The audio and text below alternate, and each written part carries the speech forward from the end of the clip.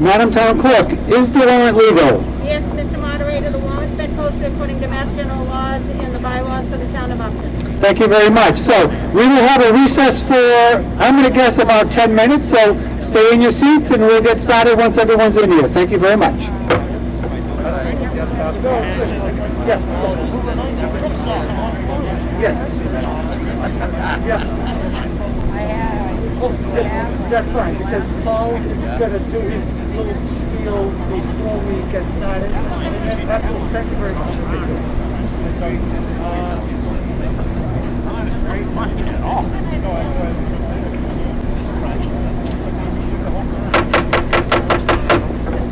The time is 9:19. It looks like we have a quorum. And it looks like all the people who are going to show up in a reasonable amount of time are here and they're coming in.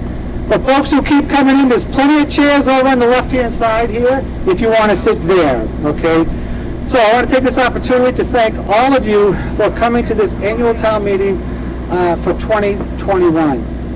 As a moderator, one of the things I hope for is that there's always good participation at town meetings, because it says to me that the people in the community care enough about their community to come out on a weekend day, it happens to be a weekend day this time, and talk about what we have to talk about for the town, vote things up or down, and hopefully at the end, however things went, whether it was what you wanted or not what you wanted, that we can all walk away and be friendly with one another, because that's the way things are supposed to happen in a community. So thank you all very much for coming here.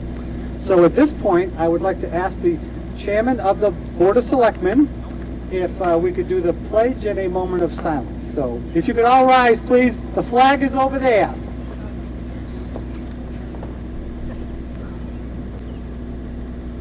I pledge allegiance to the flag of the United States of America, to the republic for which it stands, one nation, under God, indivisible, with liberty and justice for all. Please remain standing for a moment of silence for all the residents of the town of Upton who have passed away during this last year, who have worked in the town and have done things within the community.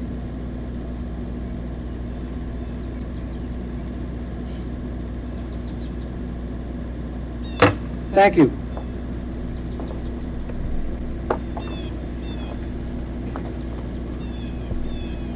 What I'm going to do now is read through a list of the folks who are here as visitors. And you could be a visitor because you are, let's say, a department head or something, or you are a resident in the community and you are not a registered voter, or if, let's say, you're a Boy Scout or a Girl Scout. We have the visitors section in the back, there on the right-hand side. So here's the list of people who are visitors. David Jenkins, Dennis Westgate, Kenny Costa, Derek Brindisi, Steve Kirby, Paul Marchand, Maureen Cohen, Matthew Batchtold, Jared Collins, Paul Delaquia, Peter Turowski, Libby Turowski, Dr. Fitzpatrick, Lydia Loth, Janice Nowicki, Mark DeFonso, Joe Maruschek, Andrew St. George, Lauren Young. Do we have a motion to accept those visitors? So move it, moderator. Second. Seconded. Any discussion? Hearing none, all those in favor signify by, oh, that's right, I forgot. Signify by holding your green card up. Those opposed, hold your red card up. It is unanimous. Thank you very much. So, that's one of the things we just practiced. The voting today is going to be with either a green card or a red card. So for those of you who've been to town meetings in the past, this is what you have to think of. What we would traditionally do as a voice vote, yays and nays, we will now do with a green card for yay, red card for nay. What I will do is look and get a visual of what it looks like. I'm not going to count every card, obviously. And if it looks obvious that it's either a yay or a nay vote, I make the call one way or the other. If it looks really close, then if I can't make the call, we'll have a standing vote. Okay, like we've done in the past, and we have people here to help with the standing votes. That will take some time, so we all have to be patient about that. So that's how we're going to be dealing with the voice votes at this point, at least, is green card for yay, red card for nay, and then we do everything else like we've traditionally done it. Okay, I want to thank everybody who's helped set up. There's a million people. I can't thank all of them, but thank you all very much for everything you've done. And as you can see, we've got the big screen behind me. Hopefully those of you in the back can see that screen well, okay? And we'll just go from there. I want to ask you to take your devices here, turn them off, put them on vibrate, whatever you have to do so that if someone calls you or pages you, it will not make a lot of noise during the meeting. Okay, great. So, general format of the meeting. As you know, we have a warrant that's been posted for at least a week around town, and it's been on the website, 29 articles. We deal with them one right after the other. Essentially what ends up happening is this once we get into the flow. When an article comes up, I will read the motion. Typically, the sponsor of an article will read the motion, but because of the situation we've had for the past year or so, I will read the motions to keep things moving and to minimize the amount of, let's say, traffic we have to the microphone. After that, I ask for a second.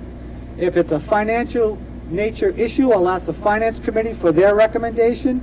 If it's something where we need a recommendation from some other committee, whether it's Community Preservation, Capital Budget, or Planning Board, I will ask them for their recommendations as well. After we do that, the person who is the sponsor of the article will then, if they wish to, speak to the now motion that's on the floor. The microphone right smack here in the middle, so if you are someone who you know you're going to be doing some speaking at some point, get yourself closer to the microphone so that we can move through that process quickly. You will notice if you speak up here at the microphone, I have 4 chairs set up that say reserved for speaker. They're there so that after you've spoken to whatever it is you've spoken to, you can then sit down if you feel as if you'll need to answer questions or something. So that's why we have 4 chairs for that.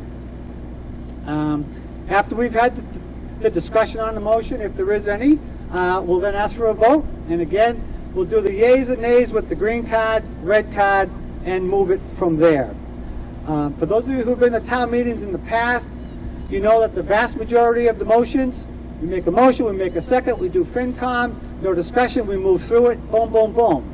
Obviously, today, there's going to be some where that's not going to be the case. And that's all right, because that's why we're here, to talk about those things that are really important to us. So, for some of the bigger issues that come up, after the motion's on the floor, there might be a presentation. After the presentation, we open it up for discussion. We'll get into those details more later on. Only one person at a time can speak. You do that by raising your hand, saying, Mr. Moderator, I'll recognize you. I'm not going to know who's who with the masks on and everything, but that's okay. I'll ask you to come to the microphone and say what you have to say. Obviously, no personality statements are allowed on the town meeting floor. So what does that mean? Let's say somebody talked about something and you don't agree with it. You come up. You say, Mr. Moderator, through you, I disagree with what was said, and you state the reasons why in a professional, clear, polite manner. That's fine. But you can't come up and say, you know, that guy Joe, he's full of you know what, blah, blah, blah, I hate this, blah, blah, blah. You can't talk that way at a town meeting. You talk that way, I'll have to have you sit down, and there's a procedure we'll go through for that, which I'll explain in a minute. That's the most important thing about the town meeting, is that we are civil towards each other, however we feel about various issues. So, if for some reason you say something at the microphone that's inappropriate, this is what I'll do. I'll ask you to stop speaking and step back from the microphone. I'll then explain to you why it is that I asked you to stop speaking. I will then ask you if you can continue. In other words, have you thought about what you did, and can you continue? If you say, yes, Mr. Moderator, I'd like to continue, I will allow you to do that. If you don't think you can, then you can take a seat, and that's fine. When you continue, my hope is that everything will be more appropriate. If it's not, I will then ask you to take your seat. If you choose not to take your seat, I will ask you to leave the meeting. If you don't, I will ask you to be escorted out of the meeting. I've done this 29 years now. I've never ever had to ask somebody to leave the meeting. Only twice I have had to ask somebody to take their seat. And I'm happy to say, on both of those occasions, later on in the week, those individuals called me and they apologized for their action on town meeting floor. And I really appreciated that, because they really had a chance to think about how they were presenting themselves. They didn't apologize for how they felt, just the way in which they presented themselves. So, we can do this civilly. That's all we have to do. Thank you. Let's see. In a minute, we're going to have what's called a consent calendar, which is basically a number of articles that we will vote on by unanimous consent, because they're articles we do every single year. We go through the motions, there's never any questions, and that'll help speed things up.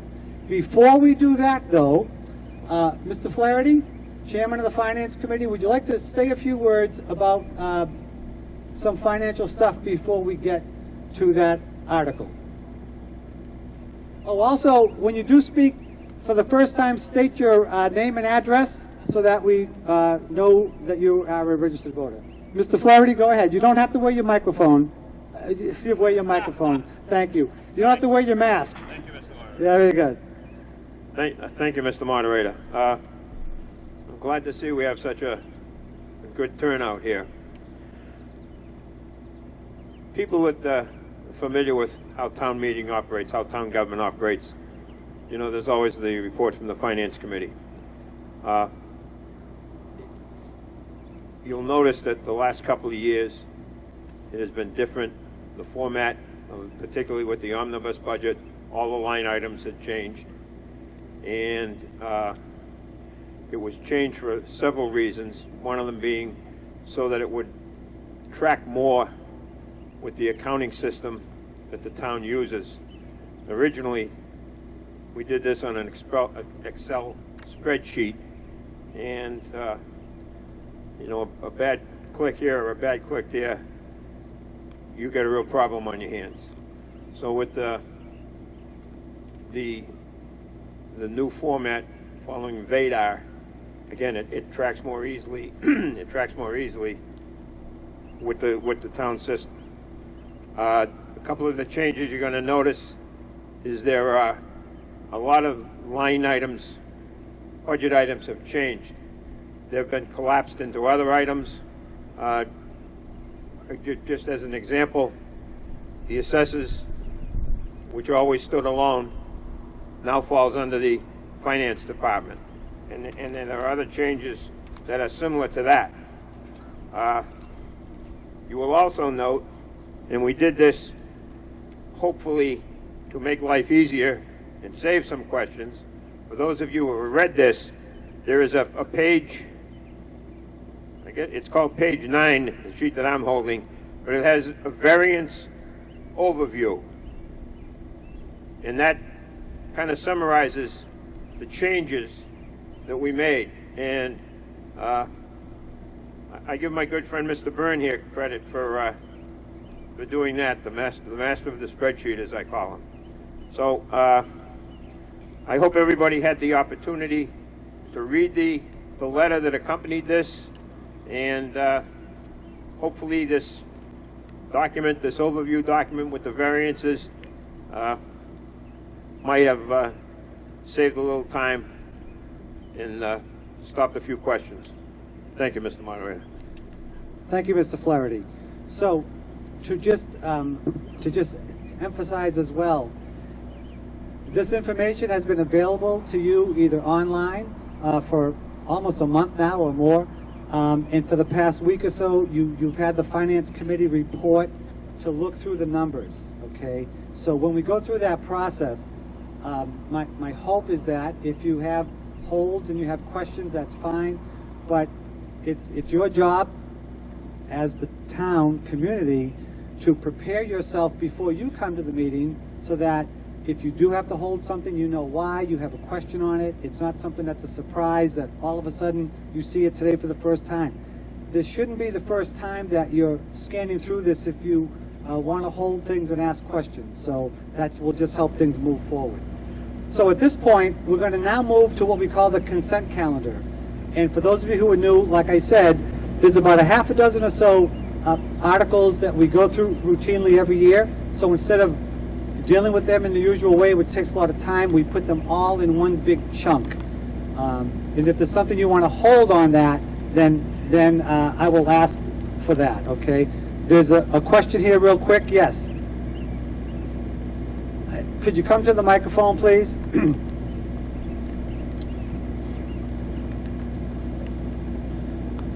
I assume this microphone is on, correct, in the middle? Thank you. Thank you, Mr. Moderator. Michelle Antonelli, Yep. 148 South Street. Yeah. I have several questions to clarify before we go forward, if you could answer them, Well, please. do they have to do with the consent calendar? They have to do with procedure that would also inform the consent calendar. Okay, so if they could be done They're- briefly, they're that would be quick, great. they're quick. Thank you. Yeah, go So ahead. first of all, you explained if we hold up, if we're voting in the affirmative, we hold up green. If we vote against, that's a second question, and we hold up red. Correct. So if I inadvertently was voting against but held up green, at the appropriate time, would you still count it as a negative vote? Keep in mind, the green cards and the red cards are sort of like what the voice vote was. So it's just for me to do a quick scan. I'm not counting each individual one. So I'm looking for a mass of cards for the yays, a Regardless mass of of color. cards. Yeah, but it's nice if they're all green, and that's visually good. It's nice if they're red when they're supposed to be red. It just helps stop the confusion, so yes. So thank you for Yep. acknowledging that, because people who are colorblind may not be able to distinguish between the two. Thank you very much. Good So point. question number 2, if there was to be a motion for revision of the agenda, would that need to precede the consent agenda, or would that need to be followed? Revision of the agenda, I don't know what that means. If I were to stand here and make a motion to revise the order of the agenda, would I need to do it before the consent agenda or after? When you say order, you mean if you want to take something out of order? Correct. Okay, what you need to do is you need to do that. The best time to do that, quite frankly, is after we do the consent calendar. I'd like to get that out of the way because that's routine stuff.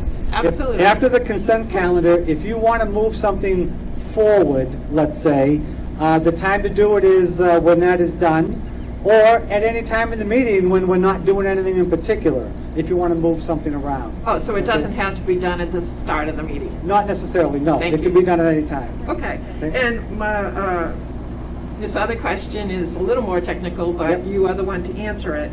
So there has been some discussion in social media about the reconsideration of a motion. Yep. And concern was expressed that if a motion passed or failed, but over the course of the meeting, it could be reconsidered and reversed. Yep. Under parliamentary procedure, which I believe is how we operate town meeting, that does not require the prevailing side to propose the motion. Anyone could do so.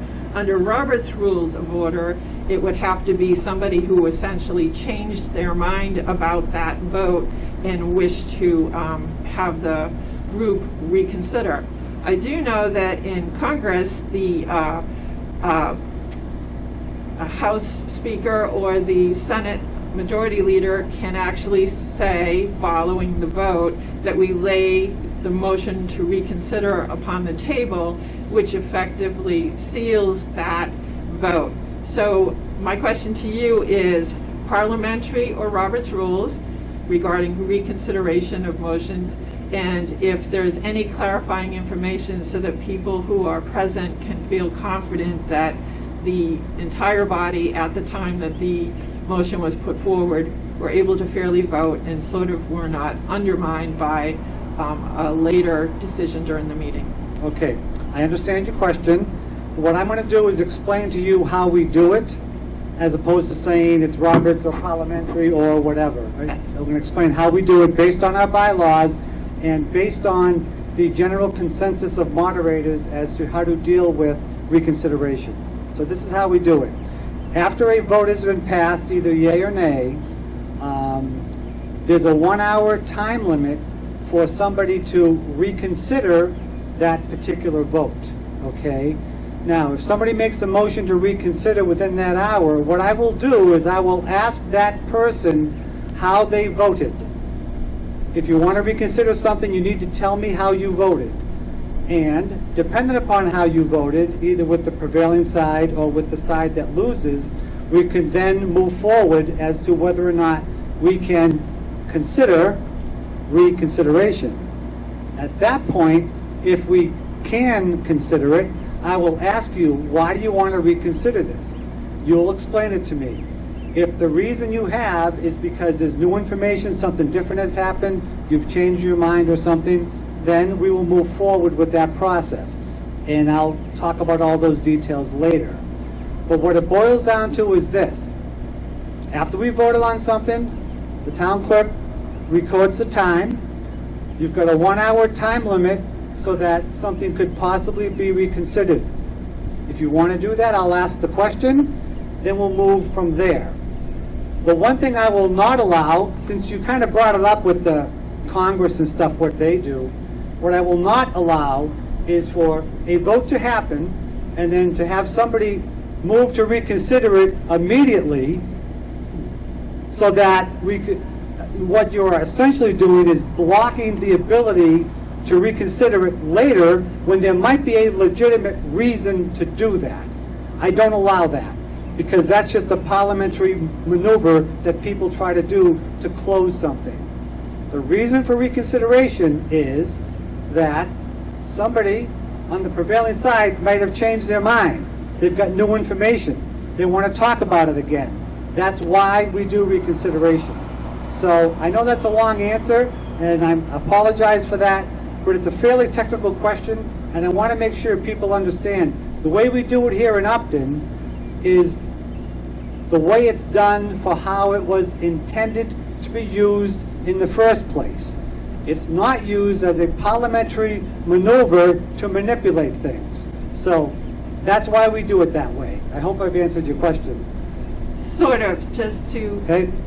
the question was prevailing side. So if I came up and said, hey, I actually voted for this, and I'm still voting for this, but it went against my preferences, you would not honor that motion. Is that correct? What I do, I ask the person how they voted. If they voted with the prevailing side, they are allowed to reconsider the issue. If they didn't vote with the prevailing side, they're not allowed. I'm not asking how somebody feels about something, I'm asking how they voted. That's all I care about, because I can't look into someone's heart with respect to how they feel about something. Thank you, that was my question. Okay? And my final question is, Come on, please, let's go. my Yeah. final question is, can we take a moment to look around and thank our healthcare workers, our first responders, our essential workers for their sacrifice, bravery, and work over the past year? Thank you very much. That's a great thing to do. Thank you. Thank you. So, Mr. Tenorelli, before you leave, I have a question for you because I wasn't able to get in touch with you. There are some motions at the end of the warrant that you sponsored. Do you want to read those motions, or do you want me to read those motions? I'm fine either way. I'm allowed to speak immediately after the motion, correct? That is correct. So one question that I do have is, one of the original proposals, I actually going to propose an amendment to that on the floor. Would you rather I just do it all at the same time? Well, basically what it boils down to is this. Whatever is read is the motion, and then if somebody wants to make an amendment, we can do that afterwards. So again, my question is, do you want me to, those last three are yours. Do you want me to read those as motions, or do you want to read them as motions? You can read them as motions. Okay. Thank you. Thank you very much. Okay, good. We're ready to go. So, again, the consent calendar. I'm going to read off the article numbers that are on the consent calendar, and I'll explain really quickly which ones they are. So the first one is Article 1. That's the annual report. Okay. The second one is the Article number 3, which is the Water Enterprise Fund. The next one is Article number 4, which is the Wastewater Enterprise Fund. Article number 5 is the Revolving Funds. That's the next one. Article number 6 is the PEG access, i.e. cable funding. Article 8 is the Chapter 90 funding of roads. The state reimburses us money for the roads. Article 12B is the Community Preservation Committee, 10% numbers that they have to put into specific funds. And 12C is the Community Preservation Commission Administration funding numbers. These are the exact same articles that we had on the consent calendar last year.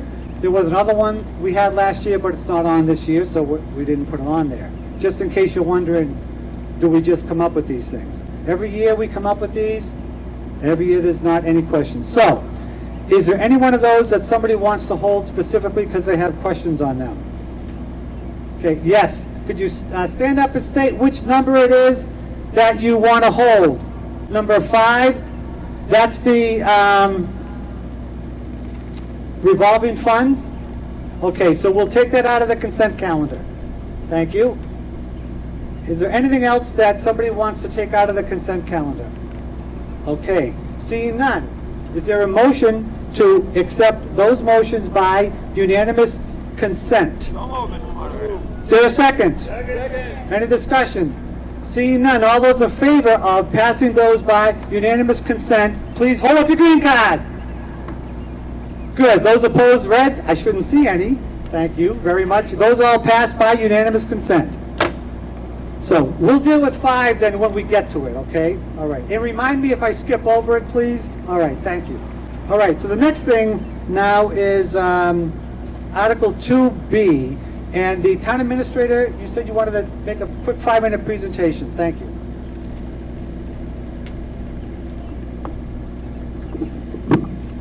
Good morning, everybody. My name is Derek Brindisi. I'm the town manager.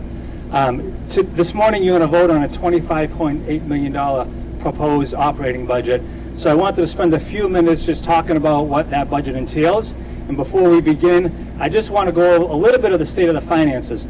Anything I talk about today, you can get online in various forms. If you can't find it online, you can contact me at the office, you can contact our finance department, send us an email, call us. We'll be more than happy to give you this information.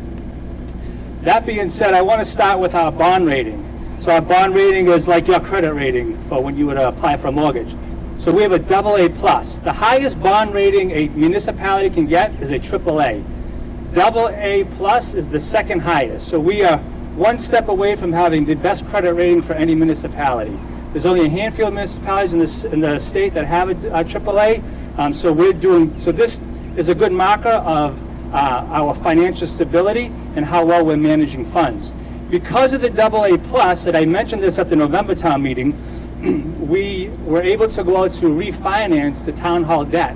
By refinancing the town hall debt this past October, we were able to save $500,000 over the last 12 years of that loan. So again, it all goes to a lot of the other things I'm going to talk about today, like our general stabilization account. So our general stabilization account is like our rainy day fund. You hear the government talk oftentimes about the rainy day fund. That's our general stabilization. It's approximately $2 million. We have a target goal of having 10% of our operating budget. So in this case, $2.5 million is our target goal to be into general stabilization. We believe when we get there, we will be able to sit in front of the bond rating agencies and achieve a AAA rating. The free cash number that's up in front of you this morning is not what currently available. What's currently available in our free cash is approximately $1.9 million. This balance here, $566,000, that's how much would be remaining if everything that is proposed today gets passed. So we have approximately $1.3 million worth of free cash transfers we are proposing this morning. So what is free cash? Free cash is the money that's left over at the end of the year when we close our books on June 30th.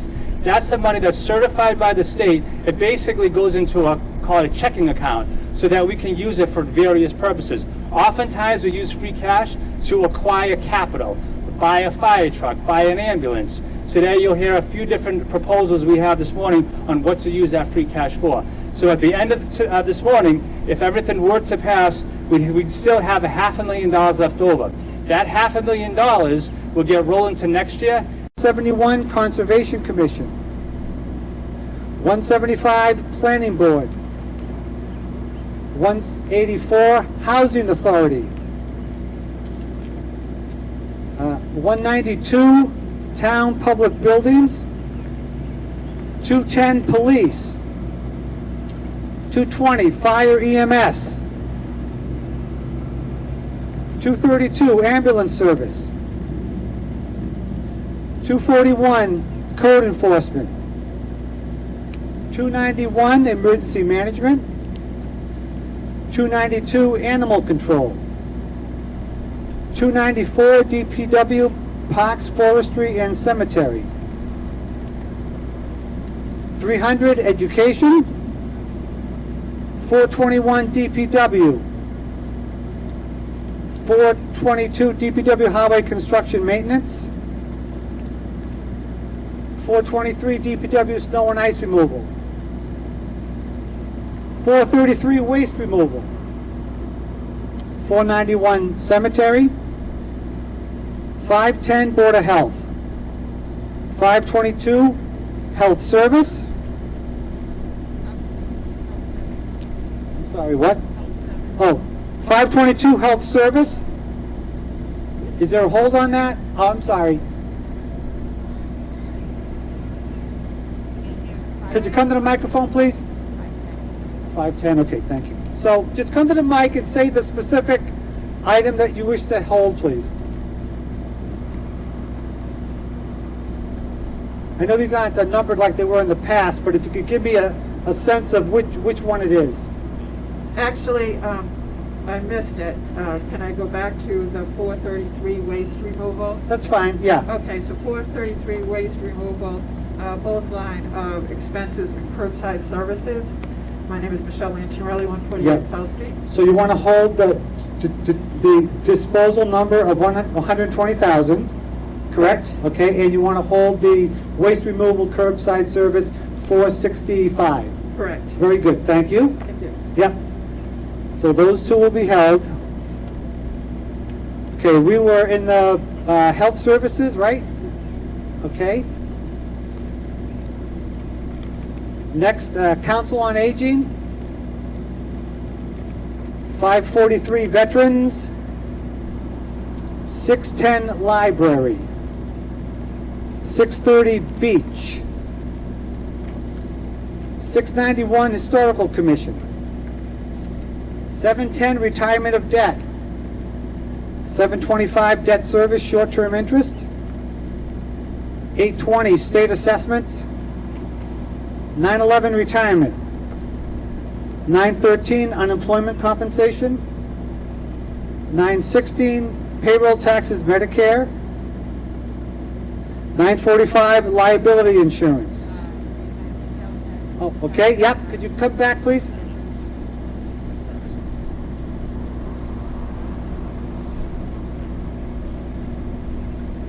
State the department first, please. I need clarification. I believe it would be payroll taxes, Medicare, 916 department. Yep. And my question is that the other post-employment benefits amount? No. Kenny is shaking his head no. Can I have clarification where that number would be found?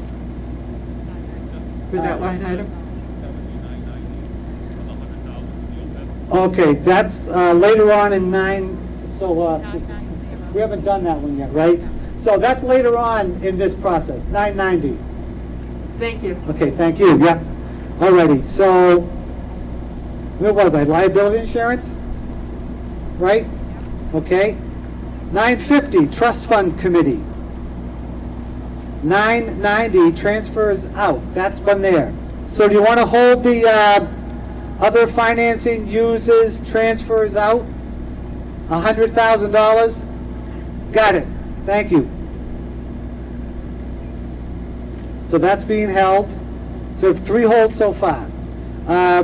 421, DPW, this is the revolving funds. DPW, 510, Board of Health, 541, Council on Aging, 610, Library, 630, Beach, Enterprise, 450, Water, 710, Retirement of Debt, 751, Interest on Long-Term Debt, 752, Interest on Short-Term Debt, 440, in the Enterprise, Sewer, 710, Retirement of Debt, and then last one, 751, Interest on Long-Term Debt. Okay? All right. So we've had 3 holds. We know what they are. We'll get back to them in a minute. Okay. So what we need now is, we already have a motion to pass the budget except for the things that have been held. We did get a second on that. So the finance, Mr. Flaherty. Is 510 a hold or not? Board of Health. Did that get changed to the waste? Yeah, there was a question on that. There wasn't a hold for 510 Board of Health, correct? There was no hold on that, correct? Thank you. Yeah, so that was not held. Yeah. So it's just 3 items that were held. Okay. Finance Committee, recommendation, yes, right? Okay, thank you. So, all those in favor of passing this budget without the holds, raise your green card. Thank you. All those opposed, raise your red card. Okay. Vote passes unanimously. So, the ones that were held, 433 waste removal, and there was one other after that. So, the individual who held that, could you please come forward and state the reason why you have the hold?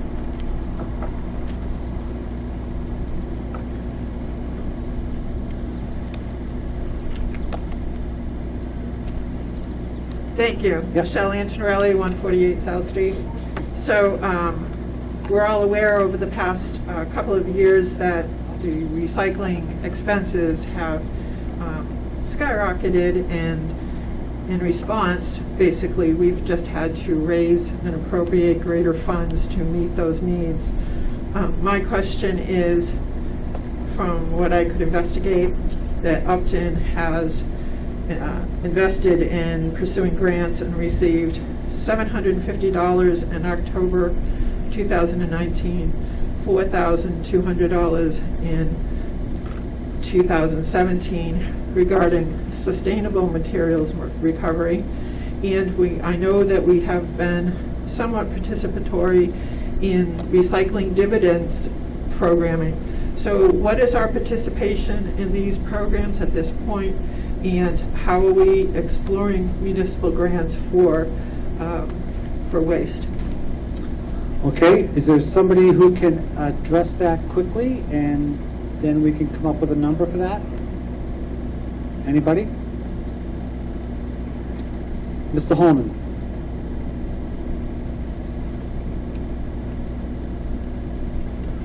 Alfred Holman, 48 Mechanic Street. Geez, I hear myself. We consistently and every year pursue every grant we can. As anybody who's attended the meetings that the Board of Selectmen, the FinCom, and the Board of Health have had together, we have been pursuing methods to reduce our recycling and made decisions and recommendations on how to approach it. As we all know, or we should know, is recycling has become a problem throughout the country. The state has given some small grants, which we obviously pursue every chance we get, but we have been continuously trying to figure out how we can handle recycling. And at this point in time, we're just kicking the can down the road to try and hoping that the state never changes. But if we don't do recycling, they've threatened to fine us. So at this point in time, we're chasing everything we can to reduce that number. Okay, thank you. Any other discussion on that, Mr. Flaherty? Okay, can someone put a number in there then, unless there's any other discussion on that? Mr. Flaherty? Mr. Moderator, I move that the town raise and appropriate $120,000 for the waste removal disposal. Okay, second? Second. Moved and seconded for $120,000 waste removal disposal. Seeing any more discussion? I see none more. All those in favor, raise your green card. All those opposed, raise your red card. The motion passes unanimously. Mr. Moderator, Yep. I move the town raise and appropriate $465,000 for waste removal curbside services. Second? Moved and seconded. Any other discussion? Seeing none. All those in favor, raise your green card. All those opposed, raise your red card. Unanimous. Passed. Next one. What department was the next one in, Madam Town Clerk? 790? What page? Page 34. Thank you.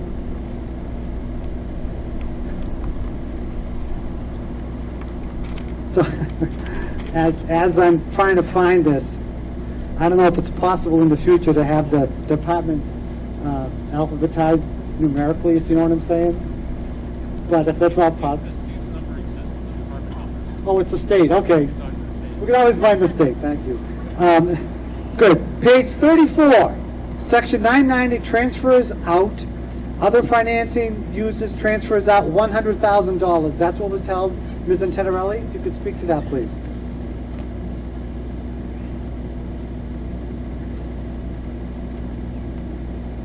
So essentially, and I invite anyone up there to correct my statement, this line item represents budgetary amounts for other post-employment benefits, which is the health care for our retirees. Okay, getting a nod from Kenny. Thank you. So I would just like to quote Tracy Novick, who is a thought leader in budgets, and call to mind that a budget is a moral document. What we fund is what we value.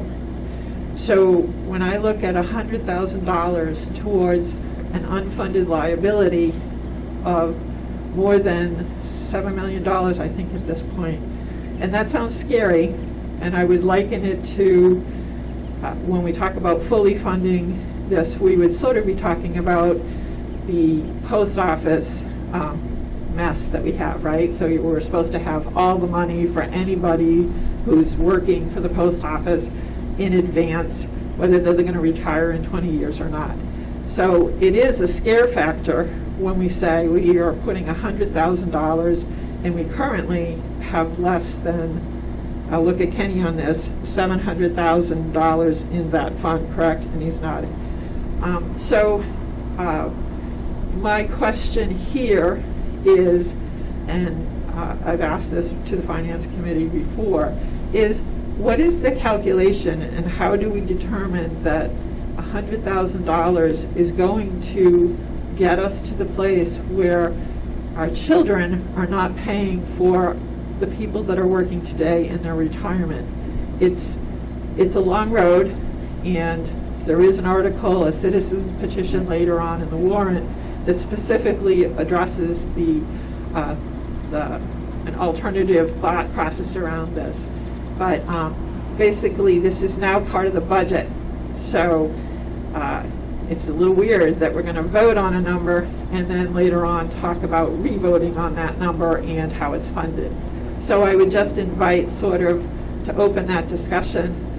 How was $100,000 arrived at, given that the time the warrant was presented initially and citizens' petitions were due, that at that point we were putting $460,000, I believe, into a rainy day fund and not prioritizing the health care benefits of our employees. Thank you. Thank you. So that's a fair question. I know, Kenny, I don't know if you want to talk to this, or Mr. Brindisi. Is this on? A great question. So, as Ms. Antenarelli pointed out, the OPEB trust is to pay for our existing retirees their health care benefits, which is about 50% of the cost for that purpose.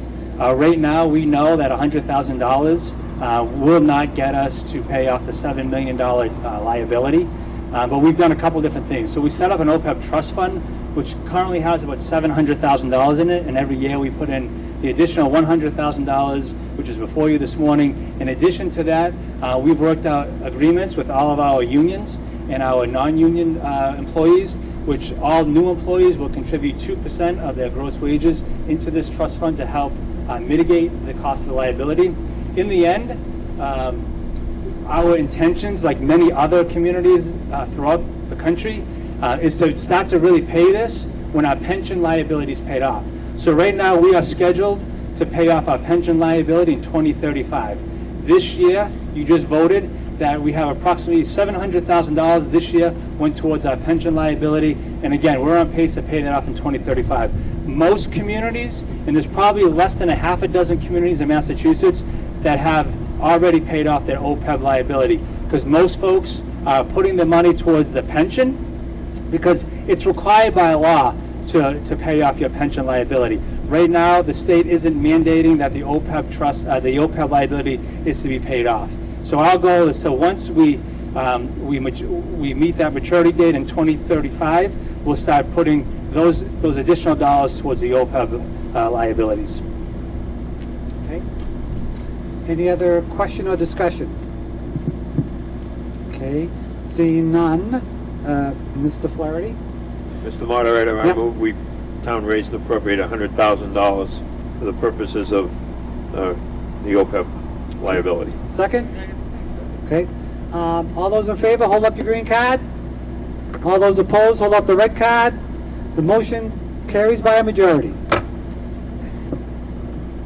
Having said that, this is an important thing that has to be dealt with by the community and many other communities as well. So thank you for bringing that up. All right, I think we're done with the budget. Nothing else was held, right? Okay, very good. Nice job, everybody. So 3 and 4 were consent calendars. Article 5, that was held. Somebody over here held Article 5 revolving. So if you could come forward, please. While you're coming forward, I'll read the motion. So, I move the town vote to approve Article 5 as set forth in the warrant, establishing annual spending limits for fiscal year 2022 for revolving funds established in Section 6 of Title 2, Chapter 25 of the General Bylaws for the Treasurer Collector Tax Title Revolving Fund, with such expenditure limits to be applicable for each fiscal year until such time as town meeting votes otherwise. So essentially, what's in the motion, if you want to get the details, it's in the article itself that looks at each individual revolving fund. So why don't you state your question, the reason why you held it, then we'll go from there. Sure, Shelley Cook. I held it because there's no previous expenditure limit posted. Oh, okay. Is there anybody that wants to address that question? Derek? So the expenditure limits that are on page 45 and before you this morning are the same expenditure limits as last year, and nothing has changed. Okay, Thank you. great. Thank you very much. Okay, good.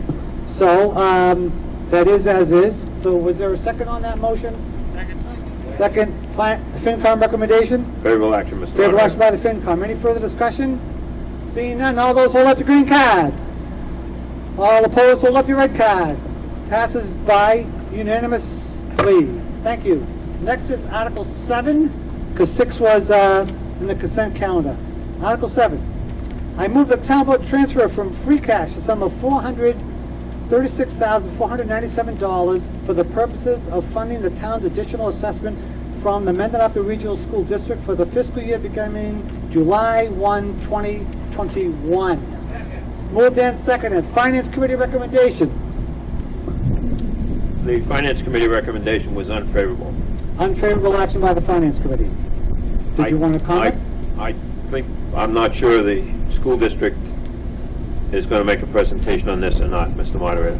Okay, I don't know either. Is someone? Okay, Dr. Mooschek?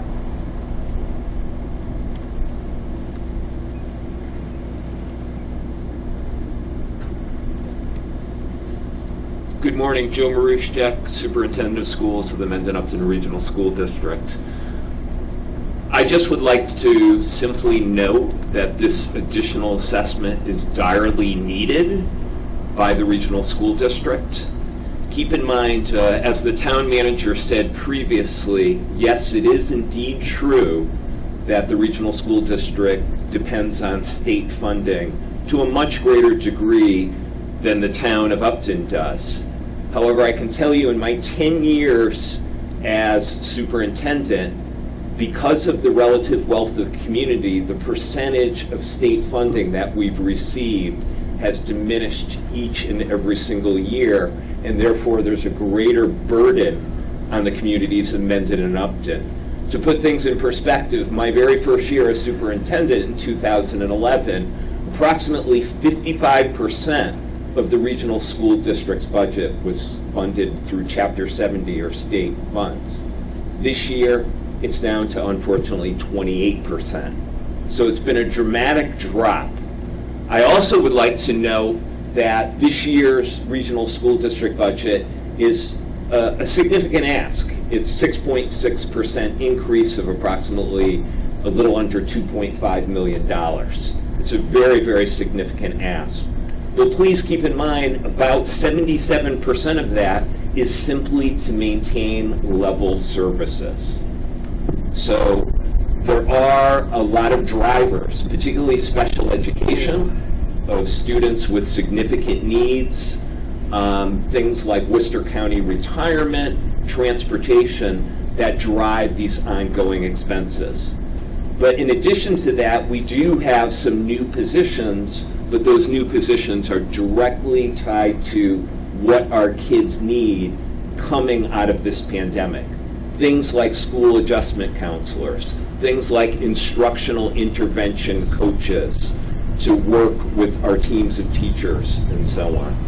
So I respectfully request that as a community we vote favorably on this. Thank you. Thank you. Any other discussion on the motion? Mr. Flaherty? Thank you, Mr. Moderator.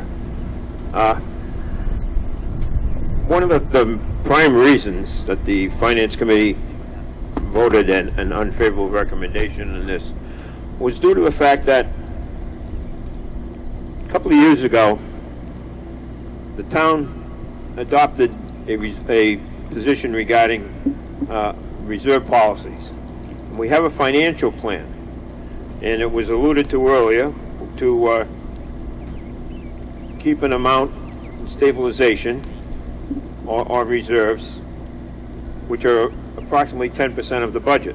The numbers referred to earlier by the town manager.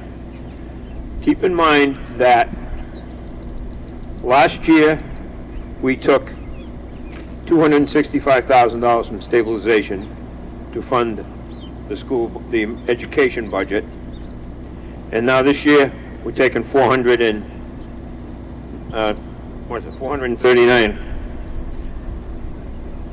It's a number 436. 436. So it's we've taken almost $700,000 in 2 years. What that means is that we have taken a one-time revenue to cover an ongoing expense. That is not sustainable. The reason it has been put forth that way was in order to try to avoid that dreaded O word, override. All right?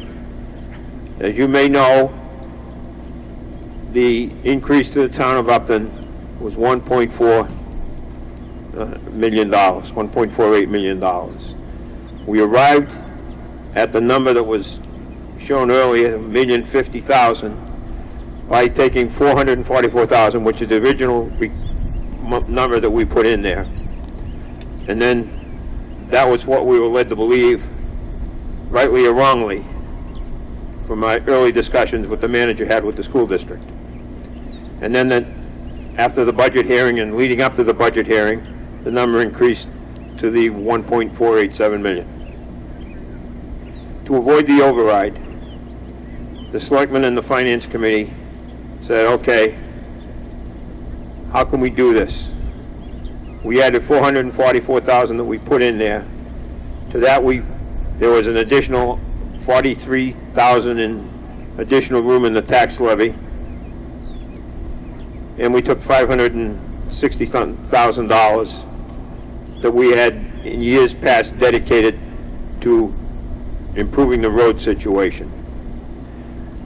With respect to we would anticipate that the road money could be recouped through the American Rescue Plan, but everyone is still awaiting guidance on that as to how this money can be used. Statutorily, Treasury has to put out this guidance by Monday so that everybody will know what they're supposed to do. But back to the original question, the number in the line item that was voted without question was $437,000 short of the total request that the school district asked. And again, one of the prime reasons that the finance committees had an unfavorable recommendation was that it was, again, going against the reserve policy, which the town has adopted, and second of all, for the second year in a row, you're taking a one-time revenue to pay an ongoing expense, which still doesn't work. I do not doubt the needs that the school district has. Everybody sits there and they say, oh, that school doesn't need this and the school doesn't need that. Well, for the past couple of years, I've been going to listen to these school budget meetings. There are certain things that the school district has that are uncontrollable. And, I won't get into that, but, the Finance Committee's recommendation was unfavorable, and for the reasons I illuminated. Thank you very much. Mr. Matime, you wanted to speak next on this, and then we'll go to the audience. So. Hello. Good morning, everybody. Stephen Battalion. It appears over the last few years since 2015 that we're in this cycle of override after override, or 5% increases, in this case 6.4% increases. Just to pull a few numbers together, something that I was looking at last night. In 2015, before the override for the 2016 year, the town's compensation towards the district was $8.493 million. If this article passes, we'll go to $13,710,000. That's a 62% increase since 2015 on the Upton taxpayer. And we just cannot keep absorbing costs, boosting the budget, hiring people, and continue to levy this type of tax on the people. And also, furthermore, the entire school budget, we hear about state compensation. The total budget has gone from just under $30 million to, again, if this override passes in both towns, $40 million. So again, picking up $10 million in expenses on the school side. In a small town like we are, that is sitting at 95% residential tax rate, or the composition is 95% residential, I should say, we just cannot continue to absorb these kind of, hits onto our tax bills. It's just too much. So for that reason, I am a no on this article, as I suspect many others are. Thank you. Ms. Antillarelli? Thank you. So just to clarify, the original warrant for Article 7 proposed a input into the stabilization funding, which I believe was prior to the information about the school's needs being much larger than was in the initial budget. So this 436,000 represents both, I believe, 465 that was proposed to go into stabilization, and I'm looking at the chairman, so he can nod or correct that figure. You want to? You want to? My What's the question question? is, the original article was for a proposal to put money into stabilization at the amount of 465,000. Is that correct? That may be true, but that's not what's on the warrant now, so. Okay, so, The original intent was to reimburse that stabilization for parts of most of the money that was taken last year to subsidize the educational line item. All thank right? you. Thank you, that was my question. And So- going, just in, if that, again, if this article prevails, the school districts will receive the fully funded request to the town of $1,487,000. Keeping in mind that this is just a Band-Aid, okay? Right. Thank This you. is only a Band-Aid. Thank you. That was actually my question. It was originally an article to put money into stabilization, which is part of the financial policy that the Finance Committee has been supporting, that basically put money into Yes. stabilization on a regular. So now this is, as you pointed out, Mr. Chairman, this is the second time we've actually pulled money from stabilization. So my question is, as this is a budgetary request, this is, again, as you put, as our town accountant puts frequently, this is one-time money.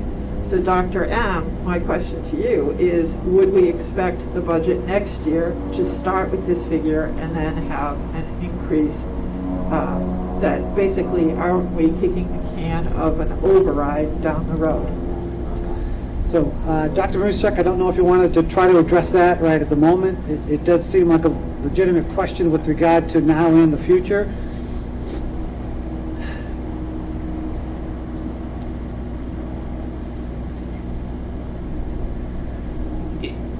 It's not the role of the regional school committee to figure out the way to fund the budget. I can speak to one of the previous speakers talked about a cycle of overrides.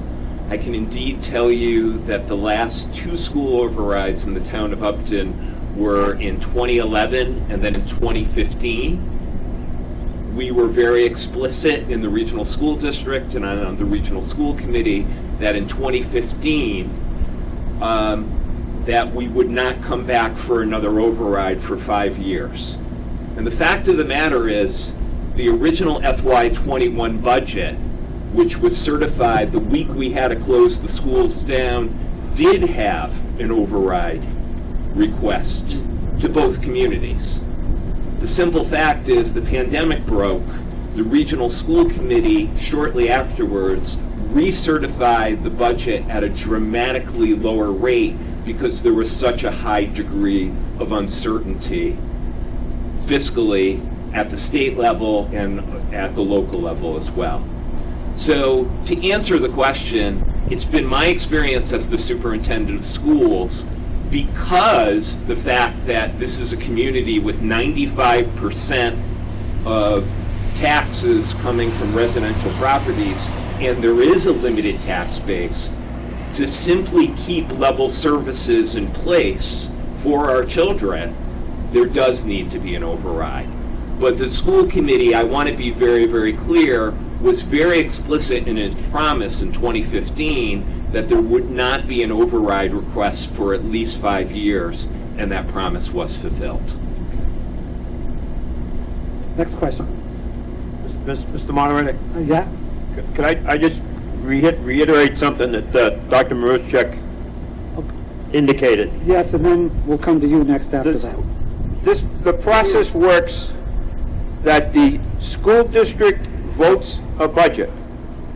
They certify a budget, notify the town of the potential assessment going forward, and it's up to the municipalities to decide how they are going to fund it. It is not up to the school district to ask for an override. It is the responsibility of the municipality to decide how they are going to fund the request from the schools, or any other request that they have. Even in the town budget may require an override. Thank you. Yes. Laura Hebb from Grove Street. Yep.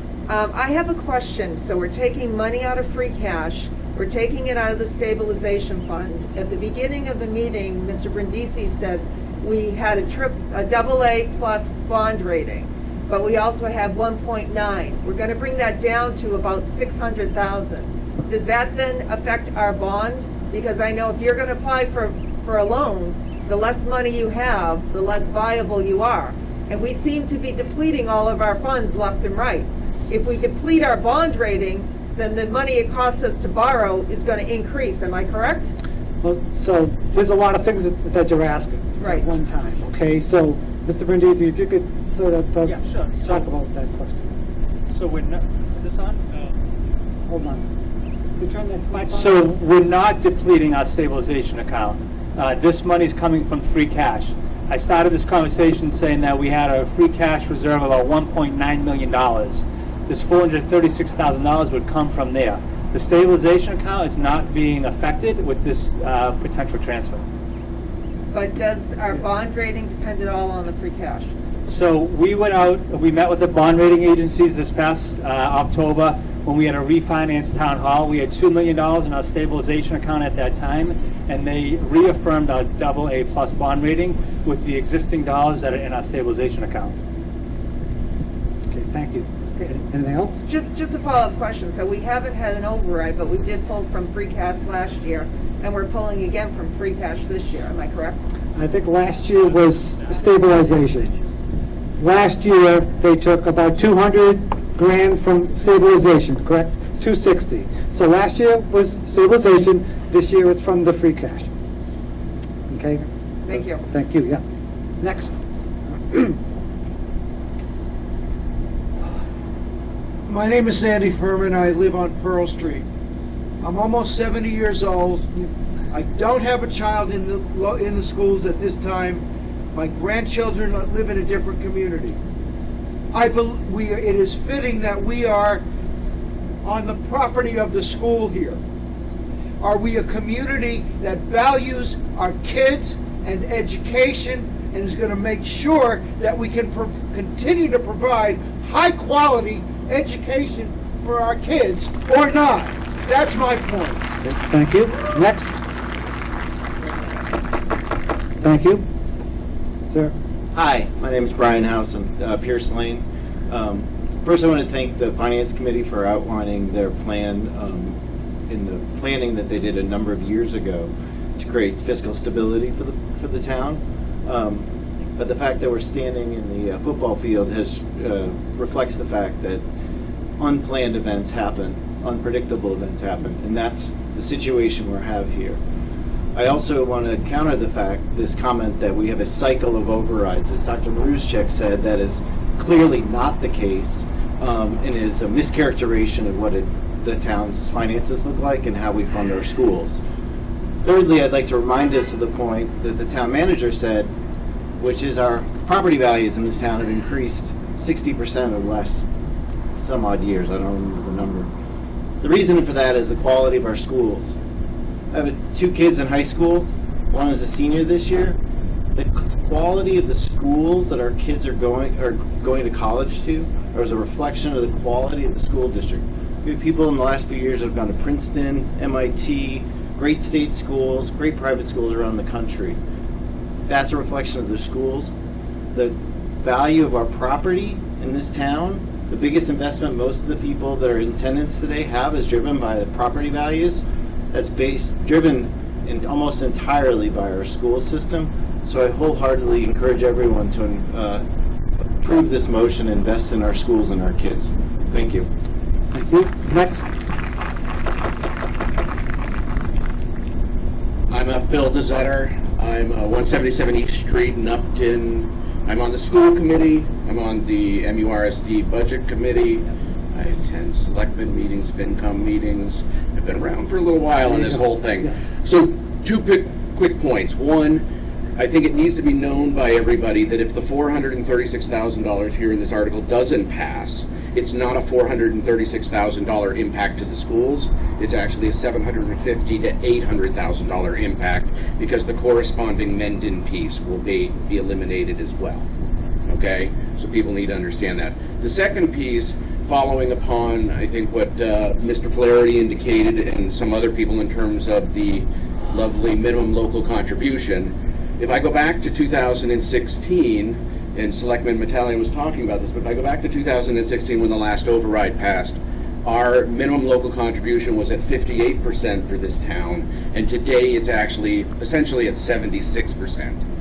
And we are on our way up to similar high levels of MLC, like other towns. So the fact of the matter is, and I think the Budget Committee and the Selectmen know this, is we've all been working together to try to manage this situation. When we talked about this 6 years ago, because I was part of that, at that point in time, we said that we were working to make sure we'd last 5 years. We lasted 6, and I think I can tell you from myself and the other committee members that, it's our commitment to continue to work with this passing to make sure that the impact will not continue to go up, and we will try to manage it in the most fiscally appropriate way. But there are some things, once again, that are not in our control in terms of the state pushing funding back onto our town, as well as other mandated costs that are out there. Thank you. Thank you. Yeah. Mr. Holman. Al Holman, 48 Mechanic Street. I've been privileged enough to serve in elected office for 20 years in this town, and my first experience was 7 years on the school committee.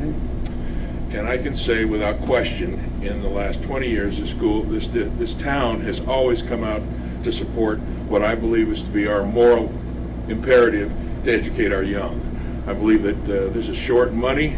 I do believe that also in the years to come, we're going to have to go through this again, an override, we're going to have to deal with it, but that's the nature of the beast. I firmly support this warrant article. Thank you. Thank you.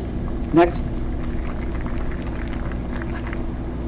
Not sure there's a need for it. Bill Andrews, 84 High Street, but I'm moving the question. Thank you. It's been moved and seconded to move the question. So for those of you who aren't familiar with this, what it means is that the motion's been made to say, we're done talking about this, we want to vote on it. In order to close things, we need a 2/3 majority vote, okay? And it sounds like we're at that point. So the motion is to move the question. All those in favor of moving the question, hold your green card up. All those opposed, hold your red card up. The motion to move it passes by a 2/3 majority vote. So now we are going to actually vote on it. So what you're voting on is to, again, take from, make sure you get this right, free cash, the amount of $436,497. That's what you're voting on now. So if you are in favor of that, you're going to hold up your green card. If you're against that, you're going to hold up the red card. We're all clear on that? Okay, good. So, all those in favor of the motion from Article 7, please signify by holding up your green card. Okay, put them down. Opposed, hold up the red card. Okay, the motion passes by a majority. Okay, thank you. So, we're now going to move to Article 10. Okay, Article 10 is, I move that the town vote to transfer from free cash a sum of $50,000 to fund the snow and ice deficit for fiscal year 2021. Moved and seconded. Finance Committee recommendation. Favorable action, Mr. Moderator. Favorable action by the FinCom. Any discussion on that? Okay, seeing none. All those in favor signify by saying your green card up in the air. Hold them down. Opposed, red card up in the air. Okay, that passes by a majority. Thank you. I know at least once today I'm going to say that. Okay. 11 is next. And there's going to be a presentation for 11. So while the presentation is being set up for the community center, let me just quickly state what's going to happen. The Community Preservation Committee, the Community Center Committee, chaired by Mr. Bushy, will make a presentation basically on the center itself, and there are two other articles that are related to this, which we will deal with later on after we deal with the main building itself. So what we're going to do, I will read the motion, right, Mr. Brochu? Yes, okay, please. fine. Yes, please. So after I read the motion, presentation will be made. We'll have a vote on that, and then we'll deal with the other two articles which are related to that afterwards. So, I move that the town vote to authorize the transfer of $800,000 from free cash and the borrowing of $11,036,000 to be expended under the direction of the Board of Selectmen for the purpose of paying costs of the project management, site preparation, construction, equipping, and furnishing a new community center building located at 0 Milford Street, map 201, lot 53, including the payment of all incidental and related costs, and authorize the town treasurer, with the approval of the Board of Selectmen, to borrow said sum under Mass General Laws, Chapter 44, and that any premium received by the town upon the sale of any bonds or notes approved by this vote, less any such premium applied to the payment of the costs of the issuance of such bonds or notes, may be applied to payment or costs approved by this vote in accordance with Mass General Laws, Chapter 44, subsection 20 of the general laws, thereby reducing the amount to be borrowed to pay such cost by a like amount, and further provided that this appropriation shall be subject to and contingent upon an affirmative vote of the town to exempt the amounts required for the payment of interest and principal on said borrowing from the limitations on taxes imposed by Mass General Law, Chapter 59, Section 21C, Proposition 2.5. This motion requires a 2/3 majority vote. So before the presentation, I'm going to ask for Finance Committee recommendation. Mr. Moderator, the Finance Committee voted 3 in favor, 1 against, 1 abstention. Okay? Favorable action. So favorable action by a majority, That 3 is- to 1 to 1. that is correct. Thank you very much. And the capital budget, I believe, has a recommendation, so if you could come to the nearest microphone, please. Mr. Moderator, would you want a second on that motion first? Oh, I thought I got a second. If I didn't, is there a second? Second. Thank you. Capital budget's unfavorable by a vote of 3 to 2.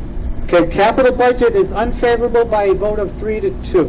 Okay, so if there's no other question before the presentation, Mr. Brochu, go ahead. You got 20 minutes. If I'm up here in 20 minutes, please throw something at me. All right, okay. Thank you, Mr. Moderator. Ladies and gentlemen, I have a quick presentation this morning. It's a presentation that you've probably seen before. We have presented at many committees. We posted many presentations on the website, but we do want to present this morning for all those who have not seen the project. As you will see, and I'm just going to point out in the upper right-hand corner, thanks to Tom Baer, he has provided us a picture of the mill that was on that property. So in the design of this community center, we tried to, again, move Upton forward, but yet not forget Upton. So with this design, we've tried to provide some characteristics from what was there. Next slide, please. This is my team, and again, I can't thank them enough.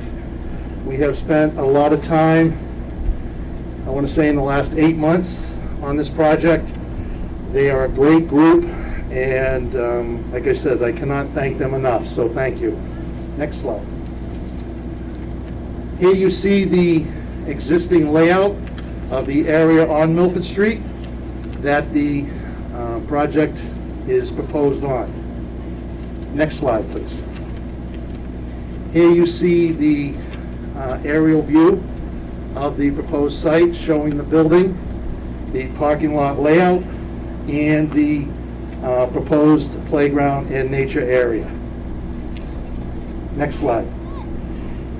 Again, Janice, the COA director, and Matthew, the library director, has been very instrumental with our design team in designing this building layout. We tried to, again, this is a community center, so there is a lot of shared services, but there is also a lot of area that will be specific to their functions. But again, I want to thank both directors in being very instrumental in this layout. Next slide. Here you see a bird's eye view from, I would say, on the roof of Fin and Feather. From Milford Street, here's a bird's eye view of the property. You see the main entrance in the front, and then you see the service entrance towards the back. Next slide. Again, here is a building view from the ground. You'll see that there are two entrances. The entrance further up where the overhang is the primary entrance for the building itself that will access both the library and the senior center. But further down towards Milford Street is another entrance primarily for the senior center. So, next slide, please. Again, here's another bird's eye view from above the ball field. So, again, showing the playground, the fenced-in area, the parking lot, and the building itself. Next slide. This is an area that is just outside of the children's library area that also has access to the playground. Where you see the stone wall up there, that is the door to the children's library area. So again, we have identified this as an intergenerational plaza. So the next slide. Again, these slides are very exciting to see. This is the entrance to, this is the proposed entrance to the library as you walk in the front door. Next slide. These are the shelving areas and the bookshelves that are within the library space itself. Currently, in the current library, we have approximately 1,728 linear feet of shelving. The proposed library will be proposing 2,448 linear feet, plus many built-in shelving. So that's over 40% increase in shelving space. So next slide, please. Again, this is a view into the children's library area, and the door you see in the middle of the screen is that door that goes out into that intergenerational area. Again, very exciting. Thank you. Next slide. This is what we would believe would be a shared space between both programs. This is what we would classify as a small program room. Next slide. This is the interior of the adult lounge. Primarily would be used for the senior center. Again, these are all shared spaces, but we would see this as primarily used with respect to the COA and the seniors. Next slide. Again, this is the large multi-purpose room. Again, this is would be a shared space, but we feel as if during the day that this would be primarily used for the seniors and the senior center. But again, this area could also be used for other functions as needed throughout the town. This project, it is not a LEED certified project, but we are designing it right now to a LEED silver standard. It does cost money to make this a certified LEED project, so we prefer not to do that, but yet LEED gives us the designs and the criteria, so we are designing it to that goal. With that said, we are doing low water use, rain barrel water harvesting, full LED lighting with occupancy sensors, daylight harvesting, full building management system, 2 electric vehicle charging stations, highly renewable, natural or low or no VOC materials. We have enhanced acoustics in this. We also have a reduced parking footprint, reduced heating island effect, enhanced ventilation. We are putting MERV 13s. We're putting a displacement system in here with MERV 13s, as well as a UV system in the ductwork. Again, unfortunately, with COVID this last year, we need to learn as far as what we need to do moving forward, and this, as well as anything else, a lot of other things, we are enhancing this space.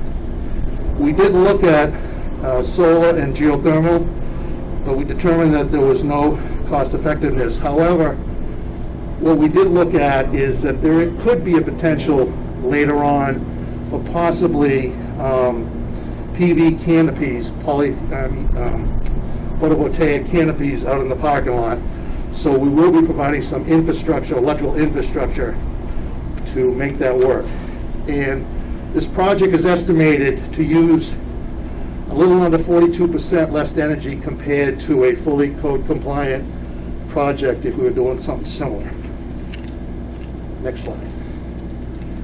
So this is the cost impact. Project cost, $12,355,893, less the hopeful CPA funding of $520,000 for the playground, minus the $800,000 appropriated from free cash, brings us down to the requested amount. On your average household of about $450,000 household, your tax rate will be increased approximately $170 per year, or less than $45 per quarter. There is other grants that we're going to look at, the park grant, the Green Communities grant, but those require full project funding first, and we also have plans with the National Grid for their review under any incentives. Next slide. So that's all I have for the presentation. Before I leave the microphone, I just want to say that this project makes sense for the town of Upton. The Friends of the Library and the library trustees for the last 20 plus years have tried to push forward a library in many different variations, a standalone library, from merging with Mendon to grant funded at a cost of I don't know how much, but the town spoke and said, we're not for that. We heard you.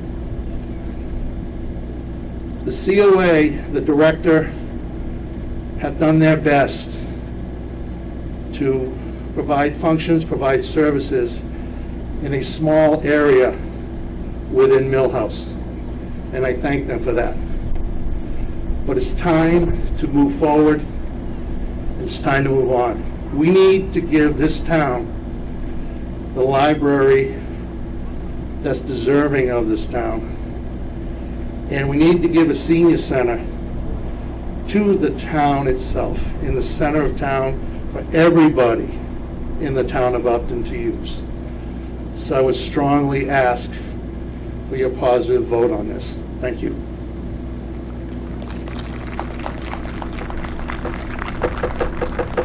Thank you. Okay, Mr. Simons had asked to speak, Chairman of the Board of Selectmen. Go ahead.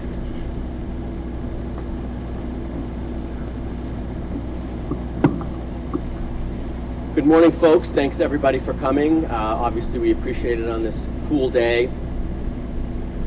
Very glad. I'm Brett Simons, Chairman of the Board of Selectmen. I'm thrilled that we were able to pass the full funding for the schools. That's clearly a priority for this community. We believe strongly in supporting our students, and the majority of the board supports the investment as well. So that was great, and thank you for that. This community center vote is critical, and in addition to investing in schools, I think that our community values are also represented in investing in our 55 plus community and investing in our families. And that's exactly what this library and community center and senior center does. It is also part of our broader vision around the town center and the town common of really revitalizing that area. And we've been talking about this for a few years. Some of the things that we've done is we took a building with a giant red X on it that was condemned. We knocked it down and created green space. We had a critical parcel of land in the center of town that had storage containers, trailers, landscaping equipment, and an old boat. We bought that parcel of land. We've cleared it out. We wanted to create small businesses. We wanted to bring some small business income and tax revenue into the town. We worked with small businesses. We now have Rushford and Sons in the town center. It's occupying what was a vacant garage. If you've been by there in the past couple of weeks, you've seen the activity, you've seen the parking, you've seen what's going on. This community center is just another part of realizing that vision. It was in the original vision that folks captured and recommended, and so I would strongly ask for your support and your vote for the community center in this town. Thank you. Okay, any further discussion on the motion? Mr. Flaherty. Mr. Moderator, I moved from the Finance Committee, and I put my Building Committee hat on, Okay, if I may. yep. As alluded to by Mr. Brochu, we have made several attempts over the past 15 years or so to come up with a new library. I'm going to guess that it's in excess of $250,000. So far in this attempt, this project, we have $700,000 invested. So just for conversation purposes, let's say our first efforts, our earlier attempts, cost $300,000. Now you take that $300,000 and you add the 7, that's $1 million where I come from. If this project fails, you're going to have $1 million tied up over 10, 12 years, 15 years, whatever it is. And you know what you got to show for it? A pile of papers or nothing. Think about that when you decide how you think we should proceed with this. Thank you, Mr. Moderator. Okay, thank you, Mr. Flaherty. Ms. Antonelli.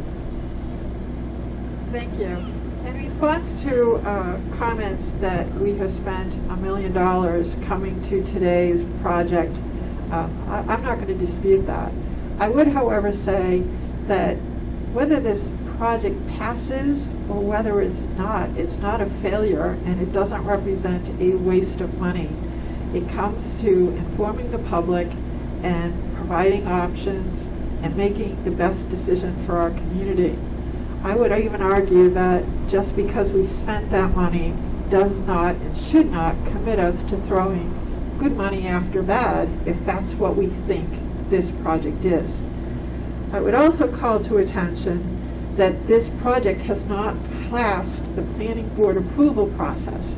So when I walk away from the microphone, I would like somebody to address what happens if it doesn't pass the planning board approval process after it's already passed town meeting and perhaps a ballot vote. Additionally, I am a library trustee and I cannot support this project. This is not a community center. It is a library/senior center. And in my work with people with physical and additional disabilities, which unfortunately all of us are aging into that, and I know it's not something we want to acknowledge, but it's true. We're aging into vision loss, we're aging into hearing loss, we're aging into mobility problems. So when we look at a library/senior center, we're excluding the very unique needs that our seniors have. We're ignoring the fact that they have chosen to have senior centers. They've always been welcome at any library. They've always been welcome at any community center. They have always have chosen over the past several decades to have quiet, dedicated spaces to their needs. I think they've earned it. I think we should respect that. Additionally, the location for this library senior center is in the municipal lot, and if anyone was there at Loyalty Day or these past several weekends, multiple events downtown have essentially shown us that there's just not a spot there for a building, as well as all the other events that might be held at the VFW, at the Library Senior Center, on the ball fields. Additionally, I would say to you, we need to respect and honor our VFW personnel. They have served this country. They want to continue to serve this town. So when we impose things like costs to review a legal parking contract, when we impose indemnification against the town, costs for liability insurance, when we impose limitations on their ability to host events on their own grounds, we are actually saying to them, we don't want your service anymore, and that's pretty ugly. The last thing I would say is, with regards to the pandemic, we do not have a pandemic-tested HVAC or air quality handling system.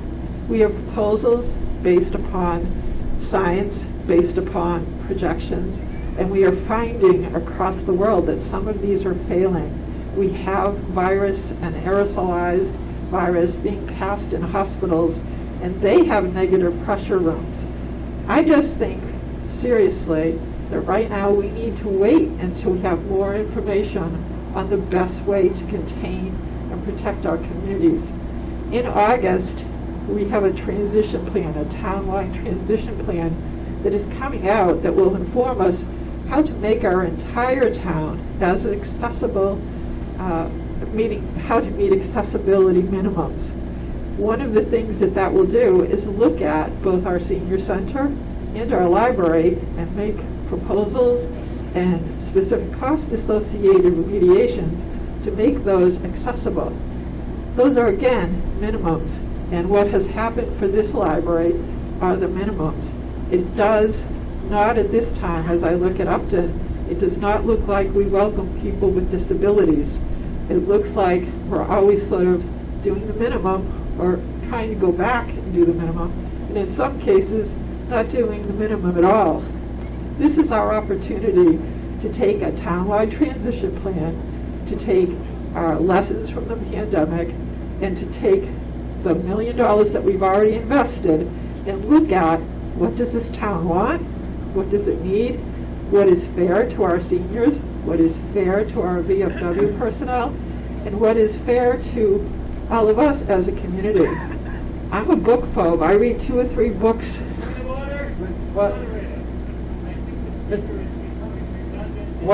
Mr. Fleming, fine. We got it. No, stop. Ms. Antonelli, you still have the floor, but we do need to move it on because there are a lot of people, so thank you. Yeah. So, as I was closing, I am a reader. I read 2 or 3 books a week. Yeah. I strongly support the need for good library services. I ask that we take a pause in this process, use the transition plan that's coming out in August, and review all of this going forward so that we meet the needs of the peoples with disabilities and that we make a sound decision regarding the pandemic and mixing 2 vulnerable populations, meaning the children and the seniors. Thank you. Thank you. Okay, next speaker.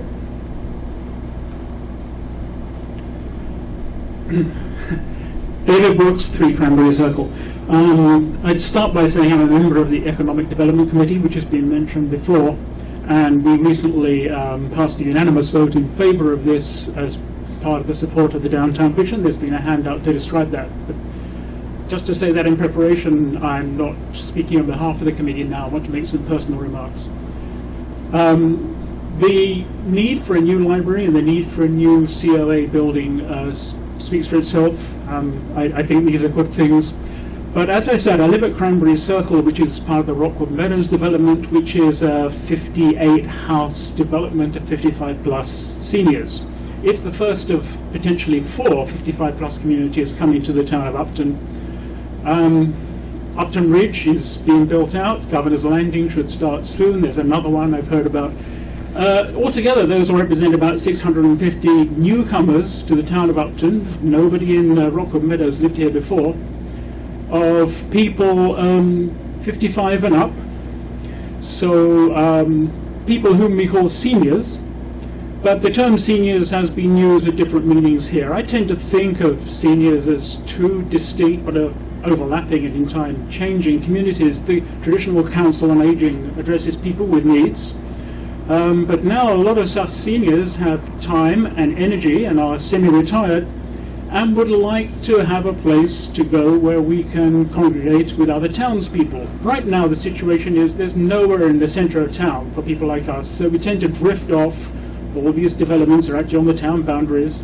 People have come from nearby towns. I want us to be invited to the centre of Upton. I've been talking to my neighbours, and there's a lot of excitement about the potential for the community centre for being not just a library and not just a COA, but a gathering place, a place where we can get together. People have talked about clearing the large space for Zumba, for bridge, for sitting down and reading to children. All these are very specific requirements for what is an incoming cohort of energetic people with time and experience and maturity to come into the town. So that's something that's not often talked about. We talk about replacing a library, which is great, replacing the COA, which is great, but I think the community centre doesn't just do that. It adds value for what is increasingly greying but still energetic set of townspeople. Thank you, Mr. Moderator. Thank you. Next speaker, please. Margaret Carroll, 48 Oak Drive. Mr. Moderator, I'm Yes, the chair of the planning board, Yep. and to the previous speaker Sure. who said that the planning board process is ongoing, that is true. We're currently reviewing the site plan proposal, but I would like to point out that this is a site plan proposal. It is a by right site plan, so we're reviewing the proposal for safety, access, parking, and we've had a reviewing engineer has given us a preliminary review. But this is a by right project. We've been very impressed with what we've seen so far, and I don't think there's anyone on the planning board that sees the possibility of a future denial. I don't know what the formal approval might look like that we'd have to vote on. But it is not a special permit that we could deny. It's a by right project. Thank you. So if I could just clarify, so what you're saying is that there's not going to be some official planning board recommendation like we hear on other things when the planning board has to make a recommendation. Is that correct? Yeah, well, the process is ongoing. Right, okay. So it's really not appropriate for us to commit to the process, but I do want to remind everyone that this is a by right project. Very good. Okay, thank you very much. Okay, good. Next speaker. Well, is that Mr. Andrews hidden under that mask? It is. It's Well, Mr. Andrews, 84 High Street, and I know you're going to want me to have you go, but we have 29 articles. Half I of the know we people do. here are freezing. I understand And we've that. been discussing this for 20 years. So I'd like to move the question. Well, okay, hold on. Okay, let me just explain what the situation is. There's been a motion made to move the question. It has been seconded. We can't discuss that. But what it means is this, as I said before. Are you done listening to what people are talking about this? That's how you have to think about it. If you want to hear more on this, then that means you'd vote no. If you're done listening and you're ready to go, that means you vote yes.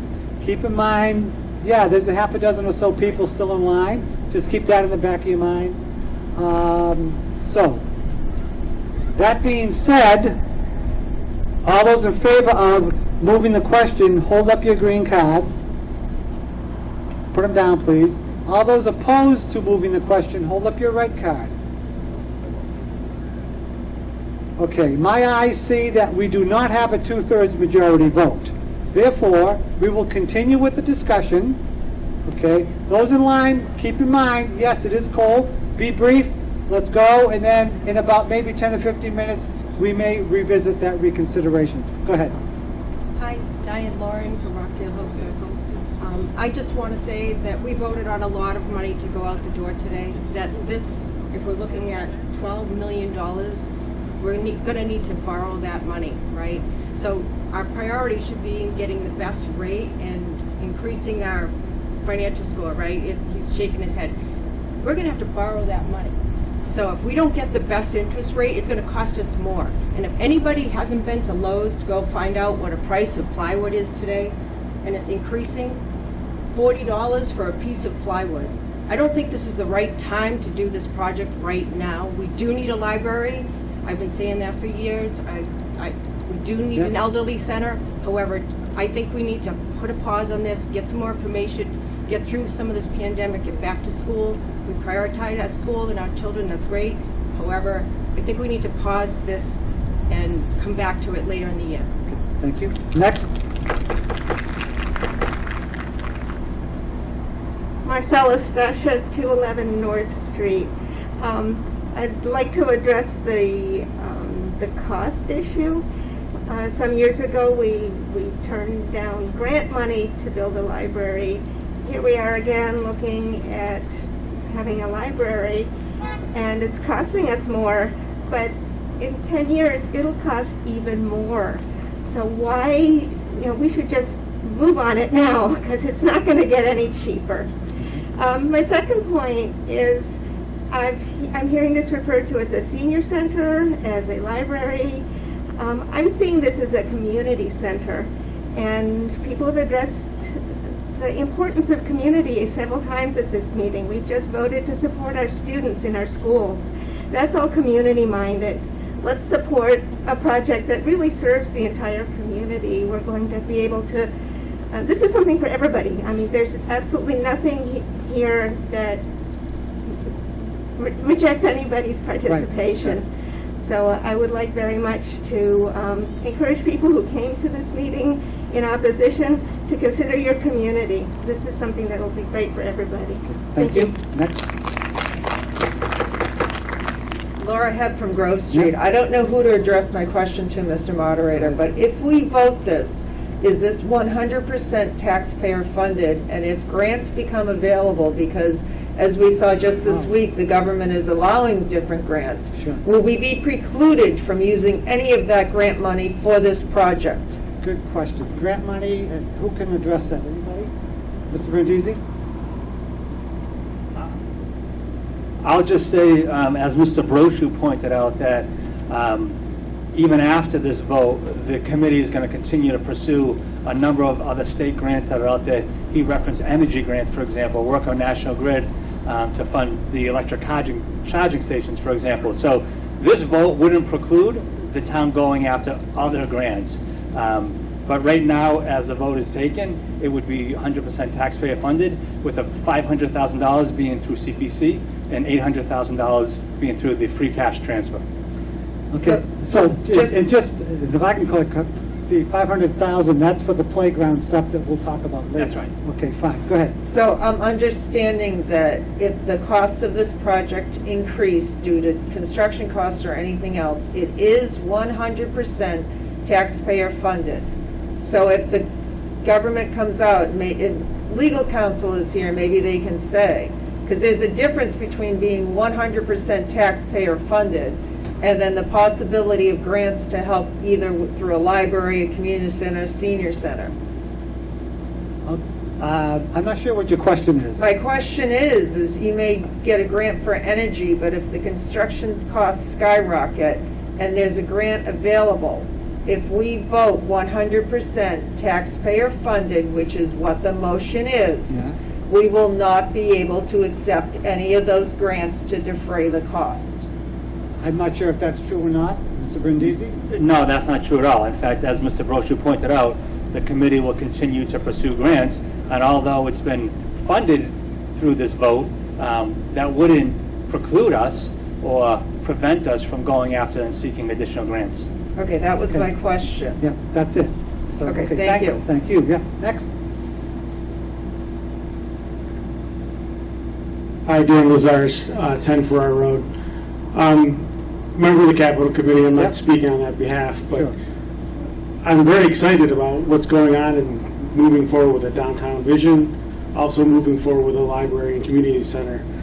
I'm kind of want to make sure that people realize that we're not throwing away $1 million if we don't vote for this today. I think there's definitely an opportunity to see it come back, and I would hope it would. If it does not pass, that it does come back. But I did vote against it in my committee at the time. And the reason I did is I feel like it is a departure from the downtown vision, and that it is also, we are going into a public construction at a time where the pandemic has really disrupted the construction market. So we're going into a lot of risk at this point, and I think whether we do this 6 months from now after a special town meeting or next spring, I don't think that there's that huge of a difference. So some of the points that have been brought up, I think really need to be put here, so we don't have kind of a scare tactic mentality going on with people. I Understand. want people to think about it objectively. Great, thank you. Thank you. Ms. Warden? Hi, I'm Lori Woden, 7 Nelson Street, and I'm a library trustee for a long time. Once again, we stand at the edge of a great opportunity in Upton. We have a chance to upgrade 2 important services that we have needed to upgrade for a very, very long time. We can finally improve our sweet but wholly inadequate library and increase the vast amount of offerings it can bring us, and at the same time create a gathering place for the nearly 2,000 seniors who live in this town, and all the rest of you too, if we are lucky. In addition, there will be spaces available for events, speakers, meals, activities, and exercise, a place that each and every one of you here will have many, many, many opportunities to enjoy. This could be the center of our town, and what could be nicer than a place where everyone feels welcome all the time. Actually, the center, as it is now called, broadened their scope a few years ago to include us all. So it's not just seniors. We'll all be welcome there. They have a full-time social worker on staff who provides many kinds of help and many programs to help in our personal lives. So our social needs are addressed, and walk across the hall and our information needs are met. All in one clean, beautiful, accessible place. Some have complained about the location. I think it is wisely chosen, partly because we already own the land it will sit on, and partly because it is central to our community and where the playground already is. It could be the base for a truly walkable downtown with many varied destinations. You could sit and read a magazine on the community center patio, visit the flower/antique shop, the nature park at the playground, stop by the brewery. Who knows what else could move here once we invest in ourselves a little bit. Some want to renovate Knowles Ristine, but that is a huge hulking building that could never be made energy efficient and would require far more staffing in a 2 to 3 story building. It has chronic problems with mold spore levels and water entering the fieldstone foundation that pools in the crawl space of the dirt floored basement. It has load levels that are not designed for books. This is directly from the reports that were created in 2014 when we finished doing the work that we were able to do all that time, which probably needs to be updated again. The current plan does not require more staffing unless the community wants more hours open and would be as energy efficient as we can make it, saving the town ongoing costs every day going forward. With the critical mass of people that an active library and community center will provide, small businesses will feel much more secure about locating here. How wonderful it would be to see elders, parents, and children all enjoying a warm and welcoming, eminently walkable downtown. I think most of us feel that right now we have really good people running our town, ethical people who have shown that we can trust them. They have found careful ways to manage our money over and over again, and I think they've done a pretty amazing job. They waited on the fire station until the fire station was paid off before they asked us to take this on. And if we do this project, the cost for these two basic services and meeting rooms will be less than that bond was for. We will not see an increase in our tax bills because of that having gone away. The people working on the community center project itself have been extremely sensitive to the desires of the community to have the town remain small feeling, slow, personal. But we have to have the integrity to provide the services that almost every other citizen in almost every other town in Massachusetts, really the whole country, enjoys. I've begun to think about all the great things we could have and conversely all the wonderful things we won't have if we don't build this center. I already lament the many mornings our seniors won't be able to sit with their friends and share friendship and stories and a bottomless cup of coffee or tea. I lament the excellent quality exercise instructors I enjoy at neighboring centers, which we would be able to attract if we had appropriate space.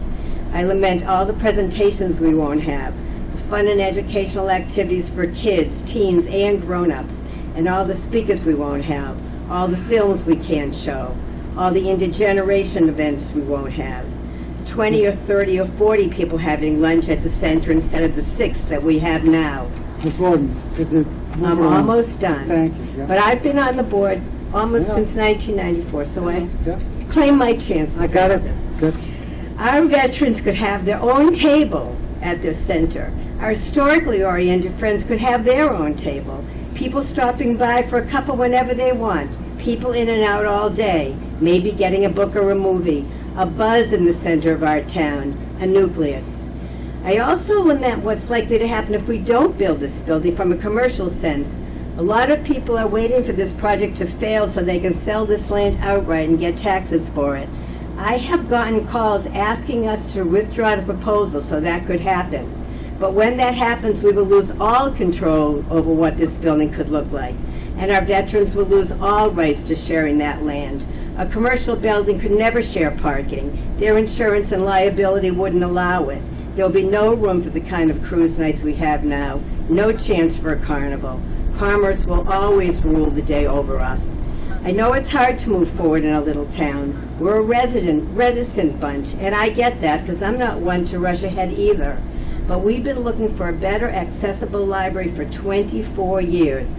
We started in 1997. We can resist it forever, or we can trust each other a little and take a careful, collegial step together for less than the cost, probably, of your cell phone for just 1 month. We deserve this, we really do. And as I look around, I would like to think that we have the same hopes and dreams for our children as people in other towns has, and the same kind of civic pride.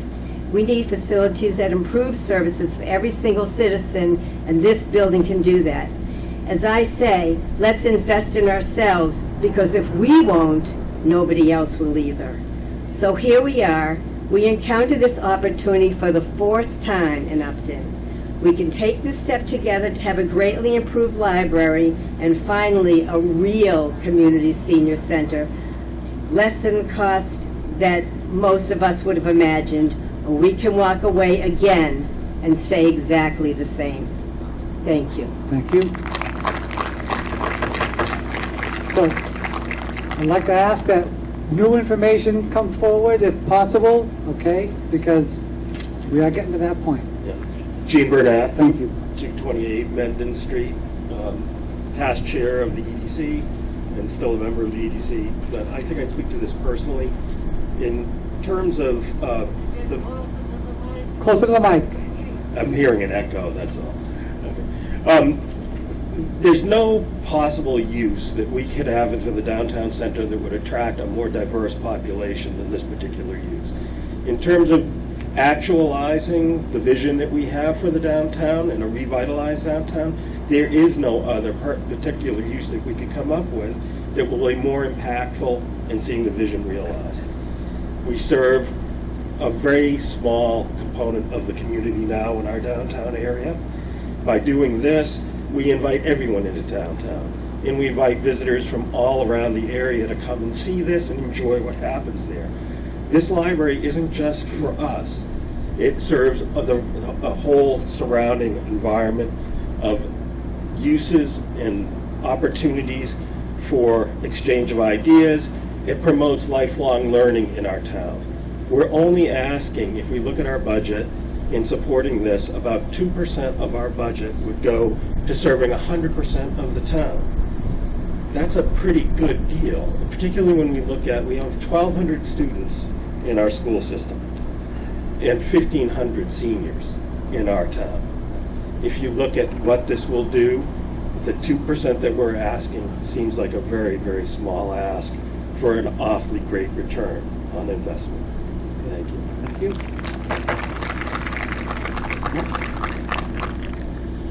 Sadie Van Buren, 113 Menden Street. I'm on the Upton Library Board of Trustees and also a member of the Friends of the Upton Town Library.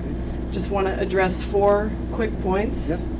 If citizens are concerned about the site and hearing some of the messaging that this is not the right site, please propose the perfect site for the library. We are very open to suggestions about where the perfect site would be in town, but my guess is that there is not a perfect site.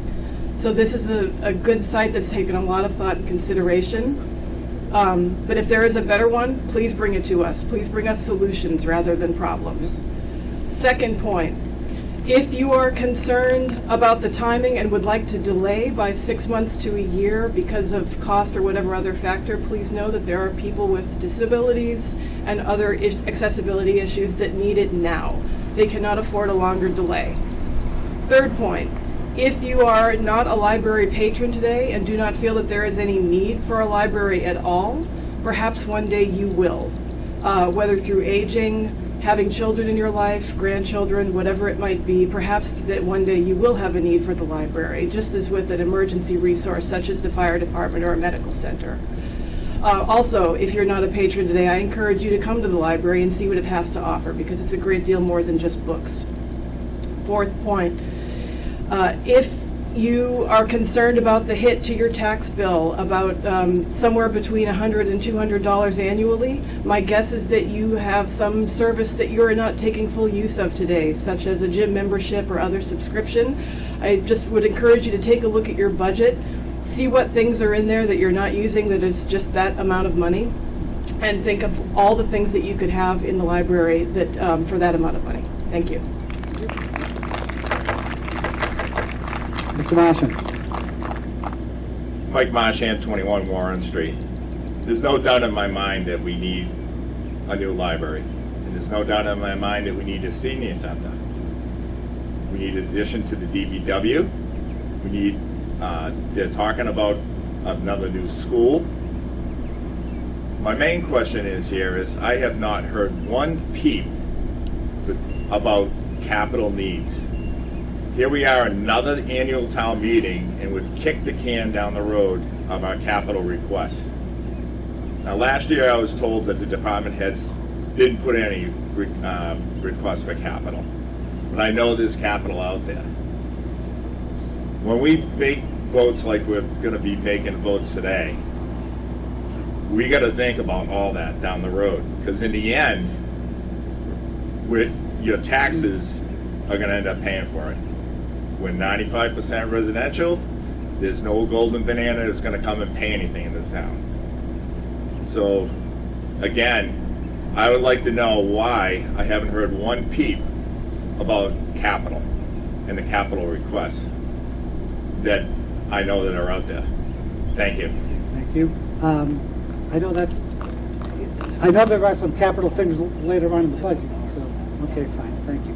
Okay, is that Mr. Andrews hidden under that mask? It is. If you don't succeed, try again. Mr. Moderator, I'd like to move the question. And I think we're ready now, thank you very much. Okay, so you know what that is. All those in favor of moving the question, hold up your green card. All those who want to keep talking about it, hold up your red card. And we are going to move the question unanimously. Okay, good. So, just to be sure we know what we're voting on. It's about the senior center library, the motion from Article 11A. You know what the numbers are. They've talked about it. There's been some good discussion for or against whatever. You know what you're voting on. So I think we're ready. And again, this does require a 2/3 majority vote. So we're ready to vote. So all those in favor of the motion for the library senior center, please hold up your green card.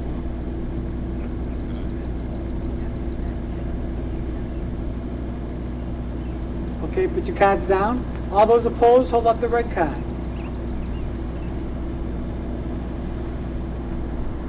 Okay, that does pass by a 2/3 majority vote.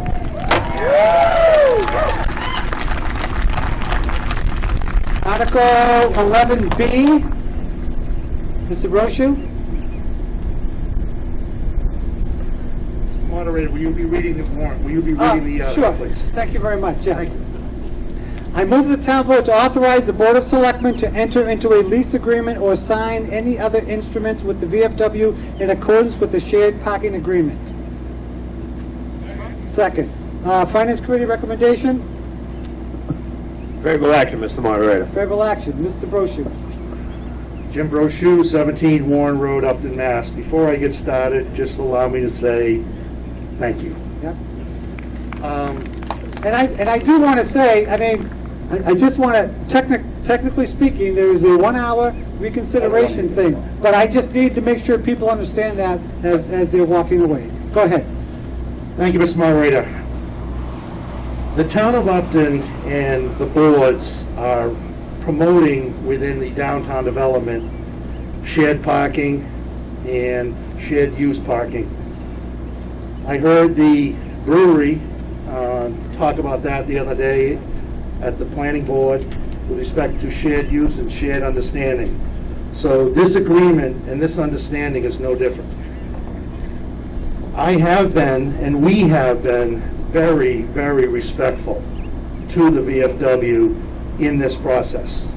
I started conversations with the VFW early in the process with respect to a shared parking agreement. They are very dependent on our parking lot, and with this project, we will be dependent on theirs. So with that said, I went to them and I said, give us some ideas as far as what you think with this project would be in jeopardy. The big thing was the carnival. So the carnival is one of their largest fundraisers. So they don't know with this building if the carnival could be on that lot. So I worked with the commander and I said, we came up with an agreement as far as funding to compensate for the possibility of that carnival not being there, more than funding the carnival. Again, we took a history of that. So with that, we identified their needs and our needs, and we identified preferred use, shared use, and with that, today, I have in front of us a shared parking agreement that I would like to propose. Thank you. It's been moved and seconded. Motion's been made. Finance Committee recommendation, have I asked you for that yet? Yeah, but you did, Mr. Moderator, but I would like to add to that. Thank you. I earlier indicated that it was a favorable action. You know, that is the case, Mr. Moderator, but again, it was 3 yes, 1 no, and 1 abstention. Okay, so it's favorable 3 to 1 to 1. Yes, and Mr. Moderator, may I just I'd point out that Mr. Craig is on the committee. He is as we've noted, he is the commander of the VFW post. And in all discussions regarding this, he recused himself except to answer a question on behalf of the VF in his position as the commander of the VFW. Absolutely. So it makes sense that he would recuse himself from the voting on the Finance Committee. That is correct. Thank you very much. That's good to know. Okay. Any further discussion on this? Okay. Seeing none, then all those in favor of the shared parking agreement between the board or the town and the VFW, hold up your green card. Okay. Thank you. Put them down. All opposed, hold up the red card. It passes by a majority. 12B. This is the playground. Oh, I got to read the Thank you, Madam Town Clerk. I keep forgetting this stuff. I got to read motions here. No, that's 12A, I'm sorry. All right. I move the town vote to transfer up to $520,000 from the Community Preservation Undesignated Fund balance to fund the construction of a new playground with the new community center located at 0 Milford Street, map 201, lot 53, including all expenses incidental and related. Second? Second. Finance Committee recommendation? Mr. Moderator, for favorable action. Again, it was 4 yes and 1 abstention. Okay, thank you. Capital Budget Committee? Favorable. Favored by the Capital Budget. Community Preservation Committee? Give me a thumbs up or? Yeah, the amount was 520, which is 40,000 less than the 560. Correct. So if you notice on the article it says 560, this amount is 40,000 less than that. Favorable action by the Capital Budget Committee. Mr. Roshu. Thank you, Mr. Moderator. Again, very quickly and very excited with respect to the downtown, to the community center. This is a vital part of the community center. Next article. This is the budget breakdown with respect to the playground. Next slide, please. This is an aerial view of the playground. This is an extension off of, you want to go back, Sandy, for me? One more. That one right there. That is an aerial view of the playground. You will see that it is connected to the community center, I should say. And it is completely fenced in. Included in that is, again, the playground off of the parking lot and a nature's play area down below. Next article. Here again is the extension of the playground and the community center. Next. Here is the playground, and you will see it is a poured in place, a fully ADA compliant surface with a processed wood chips and rubber matting under the swings. We are proposing that, and that was a value engineered item to do that because where the kids drag their feet, we didn't want them to dig up the poured in place. So that is the playground right there. Next article. This is the lower area, again, that is fully ADA compliant with the ramps. You see slides coming down, and no, that is not me on the slide. This is again, just a quiet nature's area down below the playground. Next slide. Again, another aerial view. Next slide. This is, again, just a couple of references. On the left is the poured-in-place surface, again, which is fully ADA compliant and currently is within the playgrounds in the schools within our district. On the right is the wood chips with the rubber matting. That'll be under the swings. So with that, again, thank you, and I want to thank the CPC for funding this project. So thank you. Moderator needed to step away, so I'll fill in. Next. Susan Dunphy, 65 Grove Street, Upton. And I was just looking for some clarification because I always considered community preservation things like purchasing land to keep it open land in our town, using it to restore our historical buildings like the town hall and preserving them. Can it be used for anything like building playgrounds and however we want to use it and spend it for whatever? Because I wouldn't want to put into that fund for that reason. Miss Richard, as the chair of the CPC, can you answer that? Marina Richard, 125 Westboro Road, chair of the Community Preservation Committee. One of the uses of the Community Preservation Act funds is recreation. It was originally, when the law was put in place, it was not included, but about 4 or 5 years ago they changed the rules. So we have in the past used CPC funds to develop, done a great deal of work at Kiwanis, at Leland Field, and we have also done in the past a little bit of work in this playground. And when they came to us with the proposal, that was we considered it part of the use of CPA funds. Thank you. Okay, thank you. Next speaker? Thank you, Michelle Antonelli, 148 South Street.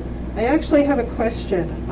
I think this playground design is beautiful, and I thank the CPC committee for working together with the building committee on this.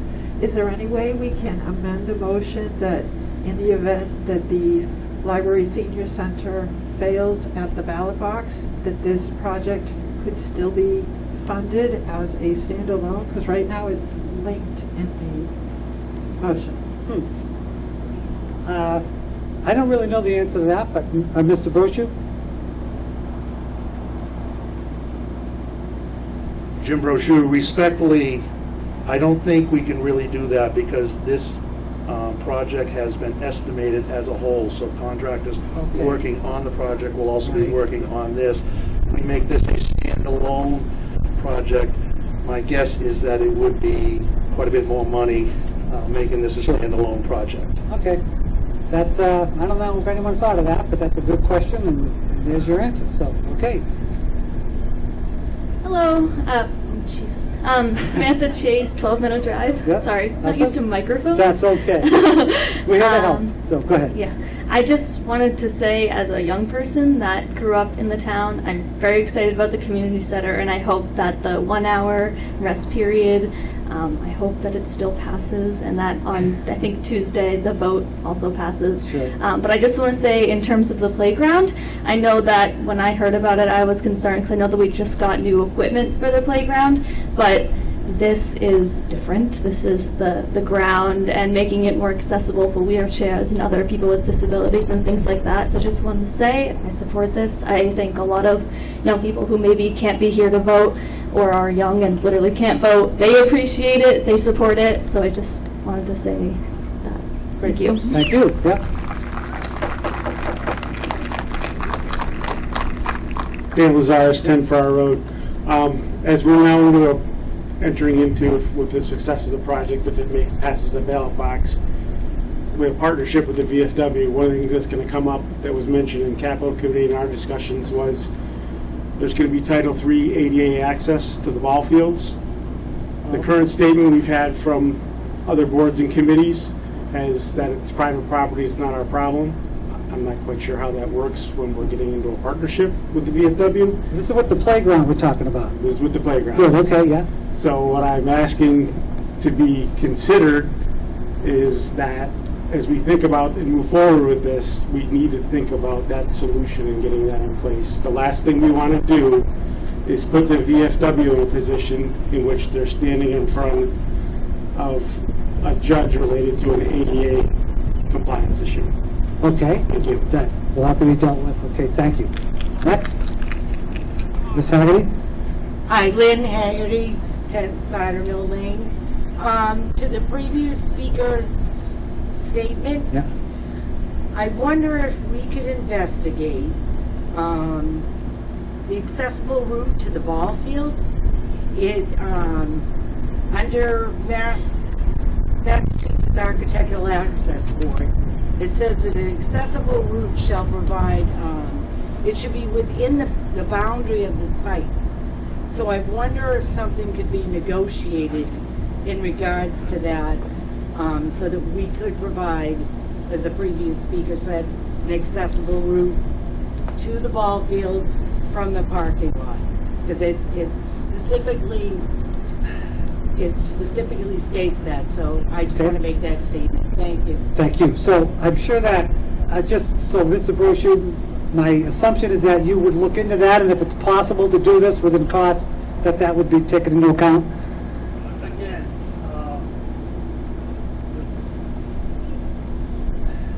Again, Jim Brochu, for the record, the playground that we're proposing here is fully ADA compliant. There you go. The upper level and the lower level. I cannot, again, on private property issues, I cannot speak on that, but within the scope of this project and what we're voting on today and what we're looking at right now, this playground is fully ADA compliant. Okay, thank you very much. Next. Bill Andrews, High Street. I want to first off thank Ms. Chase. Always nice to have a new person. That's right. And I'd like to move the question. Okay. Okay, there's been a motion to move the question. Mr. Andrews, the building inspector wants to make a quick comment, so could we hold off on that till we get him? Okay, thank you. Go ahead, building inspector. Is this microphone on, the building inspector? Okay. Get closer. Vet Road 74 Ridge Road. Get closer, Pat. Vet Road 74 Ridge Road. I want to, Jimmy, is that plaque for Mo Capistrand still going to be dedicated? Because he originally did that. That's right. On his own time. The plaque for Mr. Capistrand. Absolutely. Yes, okay, thank you. We will now go, thank you very much for bringing that up. We'll now go back to the motion to move the question. Is there a second to move the question? Second. All those in favor of moving the question, hold your card. Green, thank you very much. Opposed, red. Unanimously to move the question. So the question is for the playground. All those in favor, and this just requires a majority vote. Favor of the playground as proposed, hold your green cards up. Put them down. Opposed, red cards up. Okay, passes by a majority. Thank you very much, folks. Okay, we are now, that's 12A. B has been passed, 12C has been passed, we're up to 12D. And we'll need CPC recommendation. Okay, move to the town vote to transfer the sum of $266,478 from the Community Preservation Fund to meet the 9th year payment of debt service owed on the general obligation Town Hall renovation bonds. Second, FinCom. Favorable action, Mr. Moderator. CPC. Favorable action. Any discussion? Seeing none, all those in favor signify by holding your green card up. Green card down, hold your red card up.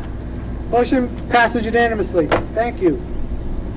Article 13. Nope, I'm sorry, 12E. Move the town vote to transfer the sum of $10,000. Excuse me. I'm sorry. $210,000, $248 from CPA undesignated funds to the CPA Open Space Reserve account. FinCom?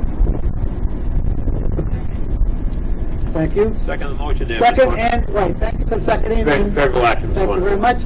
CPC, very good. Any other discussion? Seeing none, all those in favor signify by saying your green card's up. Thank you. Put them down. Red card's up. Okay, passes unanimously. Once I get into that groove, I start going back there, don't I? Okay, 12F. Okay, I move the town vote to transfer the sum of $2,100 from the CPA undesignated fund for the purpose of purchasing and installing a park bench in honor of Barbara Burke at Heritage Park. Second, moved and seconded. Finance Committee recommendation. Favorable action, Mr. Moderator. Favorable action. CPC. Favorable action. Yes. Please speak. Hi, Shelley Cook. Yep. Not to say anything against Barbara Burke, but I'm wondering if there's other people that could also be included that provided town services that have passed in the past. That's a great question. I mean, if somebody else wants to answer that, that's fine. I mean, I've got some thoughts on that myself, but we've got somebody back here who seems really passionate to want to speak to that. Hi, my name is, whoa, that's loud. Hi, my name is Catherine Worsham. I'm part of the Historical Commission. Yep. This is our motion. Barbara Burke was a very long time member of the Historical Commission, as well as the library, as well as the Historical Society. She recently died in her 90s, and we wanted to do something to really honor all the many, many contributions that she specifically made by installing a bench at the park that is also administrated by the Historical Commission, and which she was instrumental in acquiring and making a park. So these things are all related together, specifically with Barbara. Yeah, and if you don't mind me, let me just interject real quickly. My assumption is that there'll be other benches, other parks, other people where things will be named for them. Would that be fair to say? Yeah, we'd be happy to have other things. Okay, so I think that's kind of what I wanted to make sure we got to. Thank you very much. Yeah, and I'm glad we had the discussion about Ms. Burke. I wanted to make sure we didn't move through that like we have a lot of other things. So that's very good. So all those in favor, hold up your green card. Okay, all those opposed, red card. Very good, unanimous. Thank you very much. Okay, we are at 13. I move the town vote to transfer from free cash a sum of $5,000 supplement to town's conservation fund. Second, FinCom. Favorable action, Mr. Moderator. Any discussion? Seeing none, all those in favor, hold up your green cards. All those opposed, red cards. Motion carries unanimously. Thank you. 14. Move the town vote to renumber and recaption the general bylaws of the town by A, assigning a chapter article number to each of the general bylaws, B, renumbering each section of each bylaw accordingly, C, inserting chapter article section and subsection titles, and D, updating internal reference to reflect the new numbering system, all as set forth in the final draft of the Code of the Town of Upton dated April 2021, on file with the town clerk. Second. Moved and seconded. Do we need a planning board recommendation on this or not? No. Okay. 15 and 16 are zoning. Okay, thank you. All right. Seeing none, any discussion? Okay, all those in favor, green cards. All those opposed, red cards. Motion carries unanimously. Article 15. Move the town vote to renumber and recaption the zoning bylaw of the town by designating the zoning bylaw as Chapter 300 of the Code of the Town of Upton, renumbering each section and subsection of the bylaw accordingly, inserting article and section and subsection titles, and D, updated internal references to reflect the new numbering system, all as set forth in the final draft of the Code of the Town of Upton dated April 2021, on file with the town clerk. This requires a 2/3 majority vote because it's changing the zoning bylaws. Second? Second. Moved and seconded. Any discussion? Planning board? Favorable action from planning. Thank you very much. Favorable action by the planning board. Any discussion? Seeing none, all those in favor, hold your green cards up. Good. All those opposed, hold your red cards up. Motion carries unanimously. 16, moving at the town vote to amend the zoning bylaws as set forth in the summary of zoning bylaw amendments on file with the town clerk. 2/3 majority vote. Second? Moved and seconded. Planning board? Thumbs up by the planning board. Any discussion? Seeing none, green cards up. Yes. Green cards down. Red cards up for no. Okay, unanimous. 17, moving the town vote to amend the general bylaws as set forth in the summary of general bylaw amendments on file with the town clerk. Second? Second. Moved and seconded. Any discussion? Seeing none, all those in favor, green cards up. All those opposed, red cards up. Motion carries unanimously. Article 18. Move the town vote to transfer the care, custody, management, and control of the property shown below from the tax treasurer for tax title purposes, including sale at auction, to the Board of Selectmen for general municipal purposes, for the purpose of conservation and for the purpose of conveyance, and further, to authorize the Board of Selectmen to execute any and all instruments as may be necessary to effectuate the vote taken thereunder. There's the description, 0 North Street, mapped lots. This requires a 2/3 vote. So a second? Second. Moved and seconded. Any discussion? Okay, seeing none, all those in favor, green cards up. All those opposed, red cards up. Motion carries by majority, by 2/3 majority.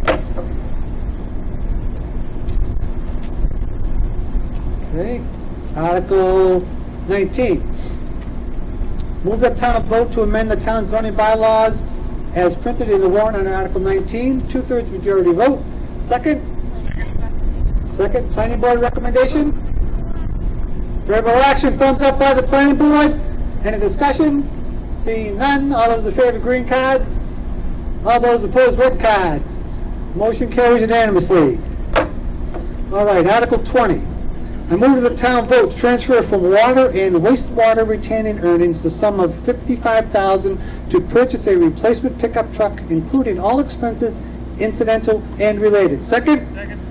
Second by FinCom recommendation? Favorable action, Mr. Moderator. Favorable action by the FinCom. Any discussion? Okay, seeing, yes.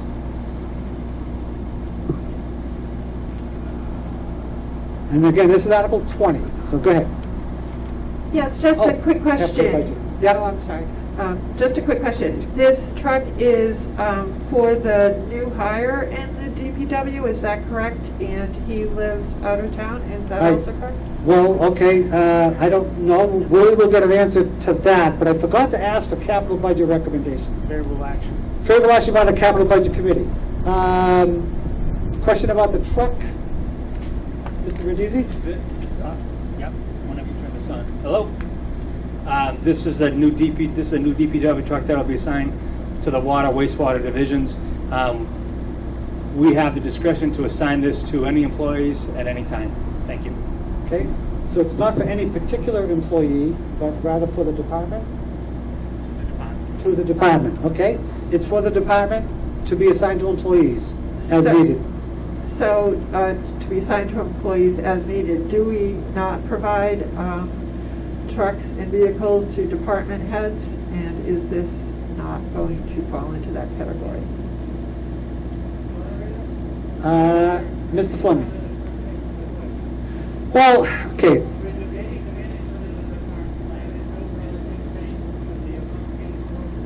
Okay, we're talking about buying a truck, okay, for the water and wastewater department, okay? And there's questions about, let's say, usage of the truck. So if somebody in 1 minute or less could explain to me what the truck's for, how it's going to be used, that might answer the question, okay? Thank you, Mr. Moderator. Thank you. Dennis Westgate, DPW Director. This truck is a replacement of an existing truck. It's a 2011 3/4-ton gasoline engine. The truck is going to be retained and it's going to go into the DPW pool, which is a group of 2 trucks that we use for seasonal employees and for the wastewater and water divisions when they need additional trucks. And the highway also uses it, and it plows snow. In that pool, there is an older truck, a 2001, that is no longer roadworthy, and that truck is going to be auctioned. So this truck is a replacement. Inevitably, a truck is being auctioned off, and this truck is replacing it. Did that answer your question? Okay. No, it didn't really. And it's but- not for any but it's- particular person. So that's the question. Okay. It's not for a particular person. Thank you for clarifying Yeah. that. So then my next question would be, are DPW trucks, by the nature of the services you just described, remain primarily in town? Because I propose that we're probably not plowing other towns. Would that be Well, correct? see, now that's getting beyond, he answered the question. They're buying the truck to replace another truck, et cetera, et cetera. That's what the question is about. If there's a question about sort of management of the trucks and stuff like that, that's beyond the scope of this question. I have to be I honest with actually you. think you've already answered it. Thank you very much. Okay, thank you. Okay, any other discussion on the motion? Okay, seeing none, all those in favor, green cards up. All those opposed, red cards up. And motion carries by a majority. 21, I move the town vote to transfer from free cash the sum of $24,000 to purchase fire records management system for the fire department, including all expenses incidental and related. Second, Finance Committee recommendation. Favorable action, Mr. Moderator. Favorable action by the FinCom. Any other discussion? Okay, seeing none, green cards up for the yes. Thank you. No, red cards up. Okay, vote, motion carries unanimously. 22, move the town vote transfer from free cash a sum of $11,500 to purchase 3 sets of personal protective firefighter gear, including all expenses incidental and related. Second? Moved and seconded, FinCom recommendation? Favorable action, Mr. Moderator. Favorable action. Any discussion on the motion? Yes, ma'am. Hi, Shelley Cook. Yep. I have a question. First, regarding the town manager's report, there was a request for 5, and now it's been decreased to 3. Is 3 what is required, or do we actually need to fund for 5? Okay. And second question is, as it is a revolving request, is this going to be in the future included in their expenses? Okay, so the question is 5 versus 3 revolving stuff. Chief? Mark DeFranzo, Fire Chief. A number of years ago, we have worked with the town to purchase 8 sets of turnout gear per year. in order to replace the equipment that the firefighters have and also allow them to have a second set. When we started this project, it was 4 through our budget and then 4 with an article. Last year we did 5 in the budget, 3 with an article. Because everything was level funded, we again did another 5 in our budget and are requesting another 3 in the article. Next year, the hope would be 6 in my budget, 2 at an article, and then the following year after that would be 7, 1, and then eventually everything would be internal within the budget. That was the plan that was laid out. So it just got delayed a year, that's why it's again 5 in the budget, 3 for the article request. Okay? Thank you. Great, thank you. Excellent. So here, I feel it's all of a sudden got a lot warmer out, hasn't it? Oh, thank you. Wow. I tell you, it's gotten cold up here. Alrighty. This is, I want to make sure I'm on the right article. 22, correct? Okay. It's been moved, it's been seconded, it's been questions. Finance Committee has recommended it. All those in favor, hold up the green card. Very good. All those opposed, hold up the red card. Okay, motion carries unanimously. 23. I move the town vote to transfer from free cash the sum of $7,000 to fund a Canada Geese Management Program for Kiwanis Beach Recreation Area and all expenses incidental and related. Is there a second? Second. Finance Committee recommendation. Favorable action, Mr. Moderator. Favorable action by the FinCom. Any discussion about the geese? Okay, none. So, I've already got the green cards up before I even asked for them. All those in favor, green cards. Okay. All those opposed, red cards. Okay, I guess we don't have any bird. Oh, we have one bird lover out there. Motion carries by a majority. Okay. Article 24. So, this Article 24 is being withdrawn, but since it's on the warrant, we have to have a motion to pass over. So, I move to pass over Article 24. Is there a second? Second. Moved and seconded to pass over 24. Any discussion on passing it over? Seeing none, all those in favor of passing over 24, please raise your green card. Thank you. All opposed, you hold up the red card. The motion to pass over passes. So, for those of you who are new, passing over means that the sponsor doesn't want to do it anymore, and we didn't vote to do it, we voted to not do it. That's what that means. Okay, 25. I move the town vote to accept as a public way the roadway known as Azalea Lane, shown on a plan entitled Layout Plan of Azalea Lane, J.R. Estates, Upton, Mass., dated August 22nd, 2019, prepared by Gary Aaron Halnon Incorporated on the file with the town clerk, and authorized Board of Selectmen to acquire by gift, purchase, and/or eminent domain the fee to and/or easements in Azalea Lane for all purposes for which public ways are used in the town of Upton and any drainage, utility, and/or easements. And this motion requires a 2/3 majority vote. Move second? Second. Planning Board, is there a comment or recommendation? Thumbs up on this? Thumbs up on this from the Planning Board. Any other discussion on this? Okay, seeing none. All those in favor, hold up your green cards. All those opposed, hold up your red cards. Okay, motion carries unanimously. Article 26. Okay, what I have to do now is get my other documents. Hold on a sec. Okay.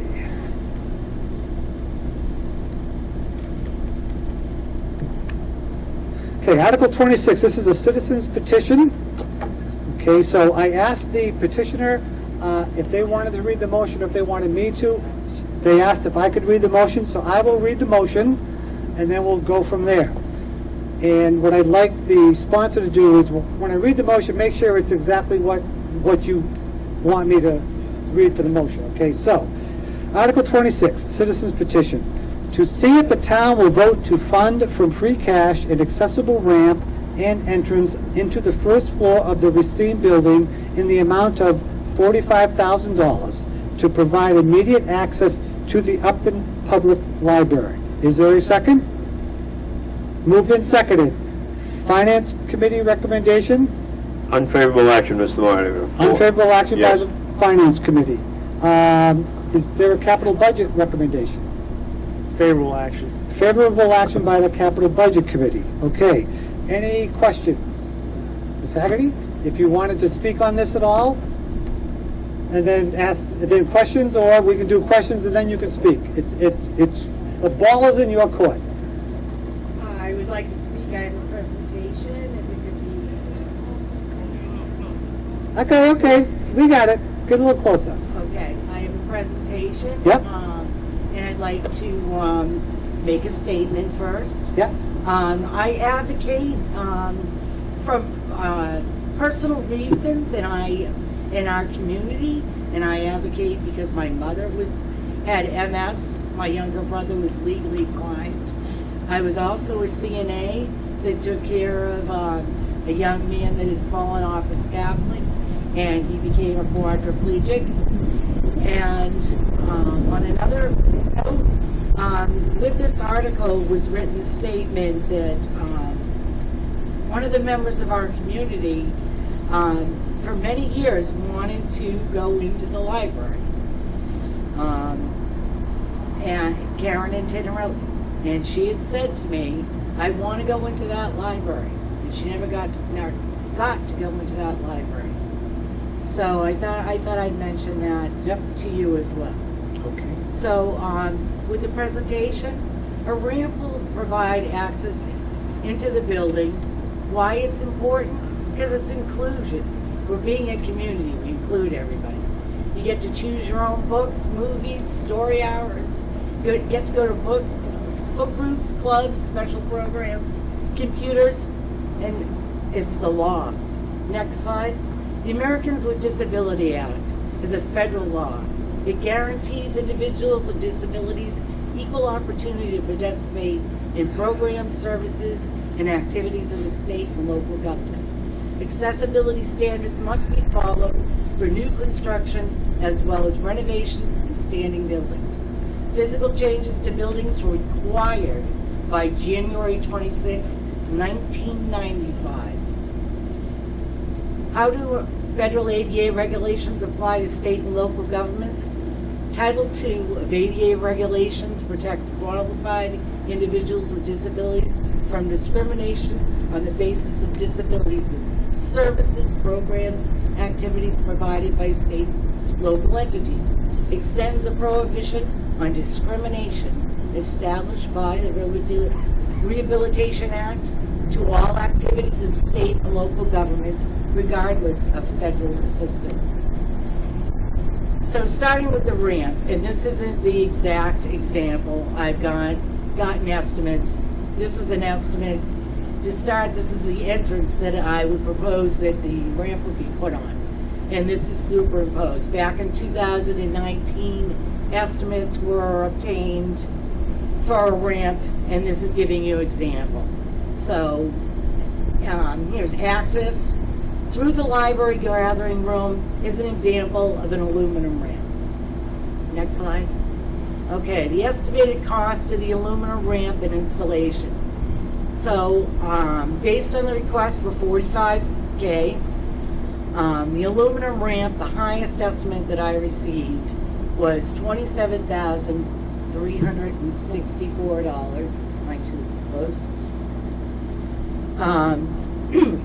Handicap controls for the door access, $4,490.81. So that gives us an estimate of $31,145.19. The remainder of the estimate, the remainder of the amount asked, you've got $13,145.19. Electrician to run the wiring, even at prevailing wage rate, you're probably talking $1,000. And then need the price to widen the interior door going into the building. So Massachusetts Architectural Access Board specifications, 521 CMR was given with this. Prevailing wage rates for Upton were given to the contractors. And why is this coming up now? Since 1998, the library trustees have been advocating for a new building. The trustees thought the building was grandfathered for some reason, and access was not required. It's not that it never was. In 2014, unfortunately, the renovations that were done did not create access into the building. Ongoing advocacy for access. July 2019 was a citizens petition to citizens presentation to library trustees on the ramp access requirements. Fall 2019, trustees sent a request to the Board of Selectmen. Nothing happened. May 2021, Racine Building will remain a public facility. So even, it's going to take at least 18 months to build a new facility. The cable TV station, our historical society and museum is still within the building. Next slide. Will this trigger additional accessibility requirements? No. Federal law already requires full accessibility and is actionable through the Department of Justice, federal courts.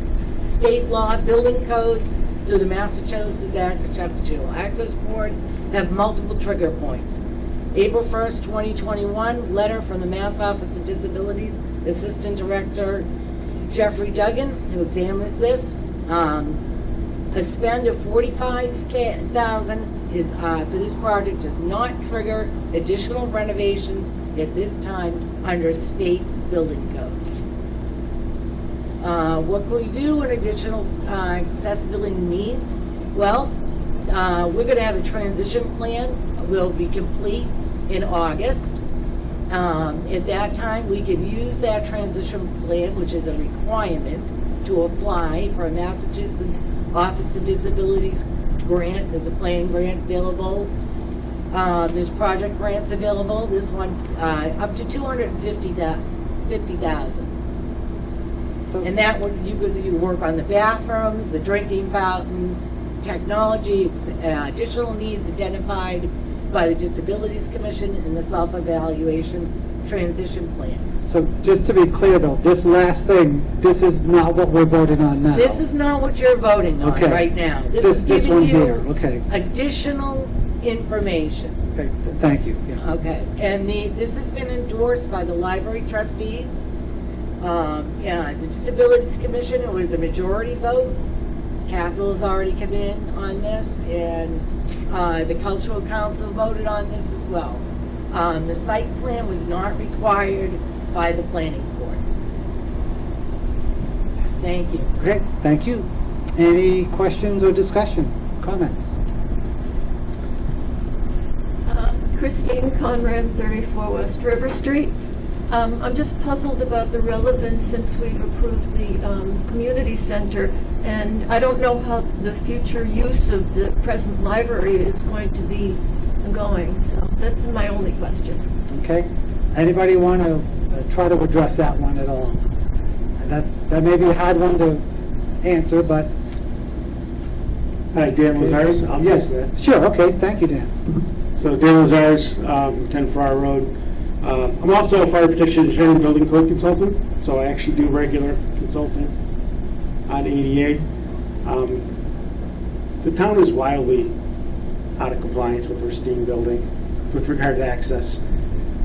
We did pass a community center. Hopefully it'll pass the ballot, and then we'll fix the library portion, but we still have two other tenants in that building. It's a public building. It's fully compliant to Title II access as a government building. There's two sides of that. There's Title I and Title II and Title III.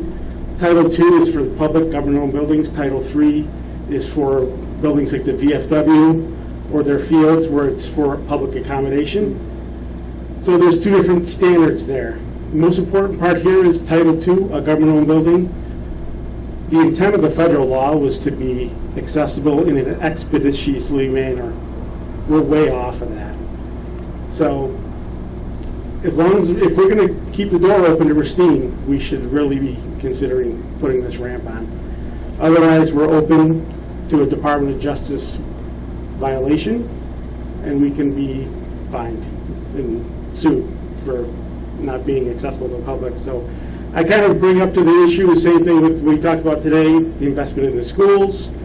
We talked about an investment with the community center, in which we got majority. This is an example of if Upton wants to improve its ADA compliance issues, and we know we're going to continue forward with the Racine at this point, Capital will see no other choice or anything discussed, I don't know how we do not support this. Thank you. Thank you. Go ahead. Good afternoon, Jennifer Conrad, 2 Pierce Lane. I'm also a member of the Upton Cultural Council. I would just like to echo that we had a unanimous vote. The primary criteria of our programming and our award of grants to applicants is that it impacts the widest number of Upton community members as possible. The grants range from arts and science to library to schools, and so we support any efforts to expand accessibility for the citizens of Upton. Thank you. Thank you. Robert Fleming, 54 East Street. I guess somebody has to be the heavy here, but the question is, if this is approved, there is a process that requires going to bid, and that bid process is going to take considerable time. Once the bid process goes through, then the construction plans and so forth have to be approved through town process. If this is the case, I'll pick a time, but we're looking at October. And less than a year later, we're going to have a new facility. I know the Ristine building, and I've been in it, and I've been under it, and I can assure you it is not in great condition. So at some point, the town's going to have to address the whole building, which will be a revitalization of the building, or sadly, remove the building. Thank you. Ms. Warden? Lori Warden, 7 Nelson Street. I'd like to address what the first person asked about. I would love to see Knowlton Ristine handicapped accessible. It's hard to think about it going into the gathering room because it took us a long time to get that space, and we use that for most of our programming. So I totally support a ramp. We had hoped it would be better placed if it went right across from the circulation desk so there could be sight visibility from the circulation desk. If it goes into the gathering room, we're going to need to staff that room, which will be an ongoing cost going forward. So I have mixed feelings about it. I mean, I think $45,000 is actually very little money, and I think if we are lucky enough to get the vote on Tuesday, maybe the Historical Museum moves downstairs, and maybe they wouldn't need that room back there so much, and then it could go in that way. Otherwise, I would support having it go in a better place. That is what the library trustees would probably prefer. But I'm probably going to vote for it because I think $45,000 spread out across all the people in this town is very little money. But those are just things I'm hoping people will think about. Okay, thank you. Susan Benfey, 65 Grove Street. One of the reasons that I've heard about needing this new community center is because of our accessibility. We need it desperately because there are people that are handicapped in our community that have the same right we do to access things. I have not heard any other plan for the Historical Society. There are still other things in that building, and anybody in this community that wants to get there should be able to get there. And $45,000 is nothing compared to $12.4 million to get accessibility. Mr. Holman? Al Holman, 48 Mechanic Street. Just so everybody's clear on what's going on here, the $45,000 gets you into where the old Board of Health office is. It does not make the building handicapped accessible. It only makes that one office accessible. If we're going to make the building accessible, we have to spend a lot more money. So the bottom line is, this does not make the building accessible. It only makes the old Board of Health office accessible. Just to be clear. Okay. Thank you. Yeah. Next. Dan? Hi, Dan Lazars. So just to clarify, accessibility, it is recognized in the industry that you do a piecemeal. Given the fact that we're so far behind in this, is probably hard to do piecemeal. The only other two elements to keep the first floor accessible to the public would be adding a ADA compliant single unisex toilet and a drinking fountain. Okay, thank you. Ms. Haggerty, anything else or not? Yeah, I would like to make another statement. Sure. not only is this the law, okay, I want to remind everybody of that it's the federal law, but to one of the previous speakers as to the condition of the Racine building, I have the structural reports on the building. The building is still a sound building. I don't personally believe in the bid process that it's going to take that long to bid this project to have a ramp put on the building. Some of the information I've heard that it can't be done, I mean, the information is inaccurate. This can be done. So I like everybody to consider, let's include everybody and put a ramp on this building. Thank you. Thank you. Ms. Interrelli? Yes, can we back up the presentation a couple slides to the financial breakdown that was presented? I believe it's, I don't know how many slides back. Okay. Right there, okay. This So just- one? Yes, thank Okay, you. yeah.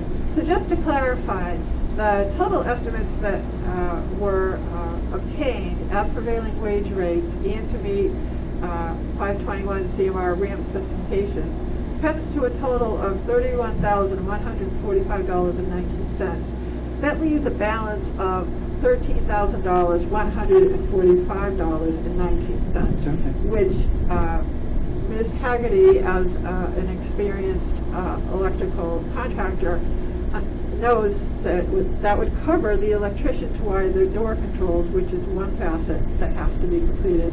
And she's proposing that $12,000 or thereabouts would be enough to widen the interior doorway between the gathering room and the rest of the library.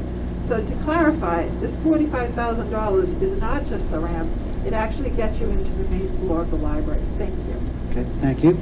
Anything else? Yes, Mr. Flaherty. Thank you, Mr. Moderator. We had indicated that the majority Finance Committee had an unfavorable recommendation on this. Yep. When the proponent of the article presented this to the Finance Committee, there was just numbers. Right. We had said, do you have any, can you show us where this was? All right? This is the first breakdown of any numbers that the Finance Committee has seen. Okay. All right? I can never recall anywhere where the Finance Committee would make a recommendation on action without seeing any specific numbers. Okay? Sure. Okay. And might I ask, Mr. Moderator, through you, might I ask the town manager a question? Sure. Mr. Manager, if this process, this number is over $30,000, does this not have to go to the central register and follow all the bid processes? We need bid documents and engineered plans, etc. Am I correct on that or not? So the public procurement process is really complex. In this situation, I have also had conversations with the Architectural Access Board, and based upon what Ms. Haggerty has proposed, this would be an aluminum ramp structure, and from what we understand and what AEB understands, many of these vendors, they build the ramp to specifications to meet the slopes and grades that the AEB would require. So in that sense, engineering probably would not be necessary. In addition to that, if it stayed, within that $30,000 to $40,000 range, we'd only have to seek 3 quotes versus going out to bid. But again, that's assuming it stays, under that number. Okay. Mr. Moderator? Yes. One other aspect that the Finance Committee considered in this was that, as alluded to in discussion of an earlier article, that we have a evaluation plan currently being done, and I think I heard that it was going to be completed by August, and at that point in time, the town would have an idea of just what would have to be done to that building to make it accessible. And again, that was a consideration which the Finance Committee took when we came forward with the unfavorable recommendation. Okay, thank you. All right. Any other questions, discussion, comments? Okay, seeing none, so before we vote, just want to make sure we understand. A yes vote on this is in favor of the handicap accessible, the aluminum ramp to get to the first floor of the Knowlton Racine building. Okay, that's what you're voting on. If you're in favor of that, you'd put the green card up. If not, you'd put the red card up. Is that pretty much it? Okay? Alrighty, so all those in favor of this motion, hold up your green card. Okay. Alrighty, put them down. All those opposed, hold up the red card. Okay. The motion passes by a majority. Okay. Article 27. So just want to verify. I will be reading the motion, correct, Ms. Okay, fine. So why don't you work your way to the microphone and we'll go from there. Okay. Okay.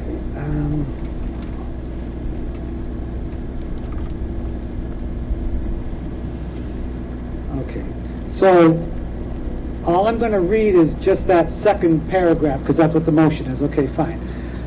To see if the town will vote to annually budget and appropriate the actuarial determined employer amount for the other post-employment benefits trust fund, OPED, which for fiscal year 21 is $930,620. Is there a second? Okay, has it been moved and seconded? Finance Committee recommendation? Unfavorable action, Mr. Moderator. Okay, thank you. So, you had talked about this a little bit earlier, okay? So, if you wanted to add more to that or summarize whatever, please do so. I do, but first I have a question, and I don't see Mr. Brindisi, but I'm assuming Mr. Costa could answer this question. And that is, at the start of this meeting, he said that we have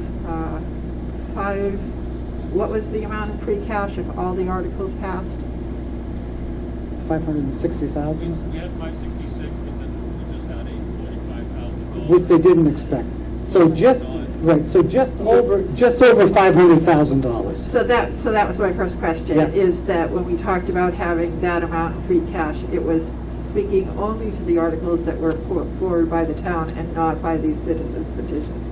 So at this point, now that the previous article is passed, we have less than $500,000. No. We are just over, because it was 566 before. Okay. This is 45, so it's just over 500,000. Okay, Yeah. thank you. Yep. So in an acknowledgement of the fact that we can't go into a new fiscal year with nothing in free cash, one of the purposes of having budgeting so that there is free cash is to carry through bills in between tax filings. I'm proposing that rather than forcing first of all, the $900,000 that is proposed in this article is not something that originated with me. That is the actuarially determined amount. So the agency that works with us to help us develop a plan recommended you need to start putting in this amount. So that was never the dollar figure that I thought was appropriate. It's the only one that I could base in any fiscally responsible body. So my hope was never that actually we would do that. But I wanted us as a town to take care of and honor our employees and honor our commitment to them. So this is where I had asked earlier, Mr. Moderator, instead of actually asking for a specified amount and asking the town to commit to that amount going forward, is that I would have proposed that we amend the motion to ask for the Board of Selectmen to request a study of OPEB and develop a plan that is more than $100,000 drop in the bucket, that's really not based on achieving this within a specific period of time. And I go back to one of the comments that was earlier when we talked about OPEB and when we would start funding it sort of more seriously, and it was after we funded the pension plan. I think that's probably not a good idea. I would like us to have a more responsible or more justifiable reason for funding it at this minimal amount. Okay. So I understand that what you're proposing is that the Board of Selectmen look into this more to come up with a more appropriate number than the 100,000. Is that what you're proposing? Or more appropriate, or justification for this amount. Okay. So a justifiable a plan that we as citizens can say, yes, this makes sense to us. Okay. This is what we value. Well, no, what she's saying is that, is there a way to come up with a number that's more appropriate than the $100,000, even if it's not 930? Like right now? No. Mr. Moderator. Look into it in the future. That's what she's talking about, okay?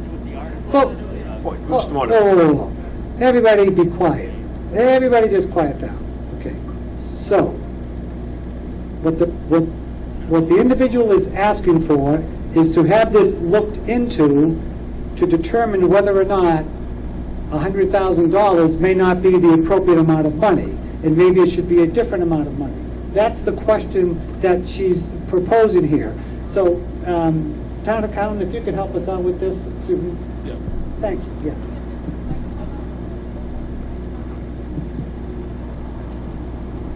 Can everybody hear me? No, Very low. take your mask. Can everybody hear me? Thank you. Kenny Costa, Finance Director, Town Accountant. So every year, this OPEB, everybody's referring to, which is retiree health insurance, it's an actuarial study.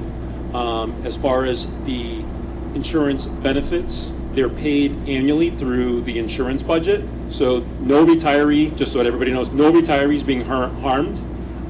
We are paying as you go annually. So this is really looking into the future. So, like I said, every year it's looked at. As of 6/30, as we discussed, it was 7.8 million. We do have 685,000 in the trust fund. So as far as the rating agencies, S&P, we recently discussed this with them in the fall. They're very happy what we're doing because there are communities out there that are fully funded. There are communities out there, they have no plan, they have no trust fund. And this is not just a town issue, this is a Massachusetts, this is a national issue. So S&P, we've talked to them, we've let them know that, you know, the pension appropriation, the pension liability will be fully funded in 2035. There will be a pension windfall. At that point, we will divert those funds to OPEB. They like our plan. They feel our plan is solid. And at this point, we're funding as much as we can afford, as much as, obviously, we would love to fund the entire amount, but at this point, there's a lot of competing priorities. So 100,000 we feel is appropriate at this time, and we'll be looking at this annually, and if we can contribute more, we will. But at this time, 100,000 is the plan. In the future, we'll be looking at this. As I said, this actual study is done each year. Each year it could go up 5%, 10%. It's based off, health premiums, health insurance costs, as we know that it's rising. So I just wanted to give everybody a little bit of a background, what we're doing, what the plan is. At this point, S&P, the rating agencies, they're very happy. And as you know, was mentioned earlier by the town manager, we're a AA+, rated community, so they feel very confident in our plan at this time. Okay. Thank you. Thank you. Mr. Moderator. So that may or may not answer the question that you have, but at least it's an explanation for the rationale for the $100,000. Finance Committee. Mr. Moderator. Yeah. I move we pass over this article. Well, we can't pass over it at this point. It's on the floor, okay? No. Another time we can pass over something like we did earlier when we haven't made a motion yet. There's other things that can be done, but passing over is not the thing that we can do at this point. So, Ms. Antonelli, make any last statements that you'd like on this, and then we'll see where we go from there.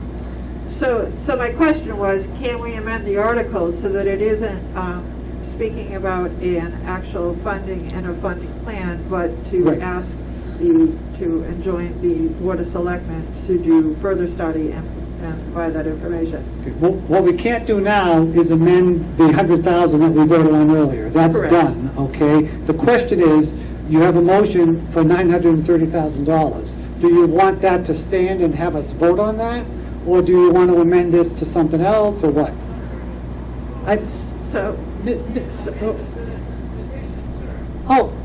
pardon me, you can amend a citizen's petition, absolutely. You know, just to be clear here, a citizen's petition is like any other motion, okay? What we have to motion is exactly what the petition is, but it is amendable by anybody, no question about it. So we could talk about that later, but it certainly is, so, okay. So, what do you want to do at this point? So that's exactly what I do. I would like to amend this article, The motion. amend the motion. Right. To enjoin the Board of Selectmen to direct a study of the OPEB amount and how it fits into, and what is our overall plan. Okay. Right. So, Okay. So to speak to Mr. Costa's earlier statements about the actuarial amount is a very different figure than what the S&P report, and I would also call attention to a couple of lines in the S&P report that actually talked about how our financial rating is affected by OPEB and by incurring additional debt. So, right. So it's when he says we're paying what we can afford, well, no, we determine what we're going to pay for, and then we afford it. And I think that's been made clear. Okay, let me say, the amendment that you want to make, quite frankly, I hate to say this, it's beyond the outside the scope. four It corners is, of the article. because Okay, all this thank is about you. is the funding. Now, having said that, okay, it would be a good idea if this could be looked into, if it hasn't already, to see whether or not the money we are currently doing is really the appropriate amount or not. Maybe people have looked into that, I don't know, okay? But I think that might be the way we have to go with this, just to make sure that there's a real comfort level if 100,000 is really enough money or if it's really not, okay? There's been discussion about that today. I don't know whether it's right or wrong, but you're bringing up some important points about the future with respect to funding, these sorts of things. Having said that, do you want to keep this motion on the floor or not? So no, then if I'm not allowed to amend it as I requested, you can't. which I understand, Yeah. then I would propose that, is it technically a table or a That would table be of the the article? Actually, that would be the appropriate thing, to Okay. table it, yes. So table the article regarding OPEB amount. Great, thank you. It has been moved and seconded to table the motion from the sponsor because you got out there what you needed to get out there with regard to this. That requires a 2/3 vote. So all those in favor of tabling this, hold up your green card. All those opposed, hold up the red card. The motion is tabled. Thank you. Article 28, and that's also your petition, and you'd like me to read that as a motion? Sure. Okay, Thank you. so, alrighty. To see if the town will vote to enact term limits on all elected officials for municipal positions such that any and all elected officials serving terms from the date that this bylaw is enacted serve no more than 3 successive terms, at which point the official may not run for or take office through a write-in campaign for the same office for the length of a full term for that same office. Is there a second? Okay, moved and seconded. Ms. Interley. So I'm not going to belabor this. I think most people come into this assembly knowing and believing if they think term limits are important or not. The only thing I would call attention to is that the adage that elections are functional term limits, and they're not. If you've done any study of elections, incumbents win re-election 90% of the time. And that's for a couple of reasons, not the least of which there is name recognition, the issue of costs and funding a campaign are more, they're going to be more expensive for somebody who's a new candidate.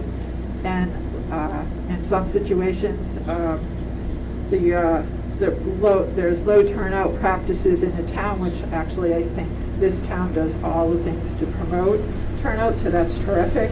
But there's also, in order to, sorry, I hope you guys can hear me. In order to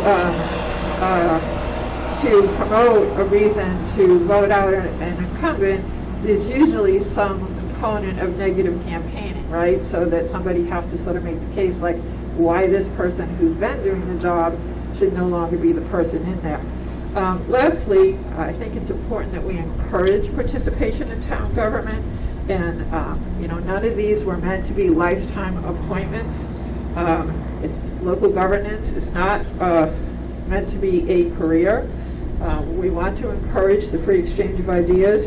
And I know this sort of seems a little bit counterintuitive, but when we look at the composition of our commissions and boards and our elected officials, we seriously have to be considerate of the loss of institutional knowledge. By that I mean when we have a group that serve in a long-term capacity and then one or more or all of the group move on to a different phase in their life and no longer serve, the new people in have nobody to be mentored by or to learn from or to ask the questions of.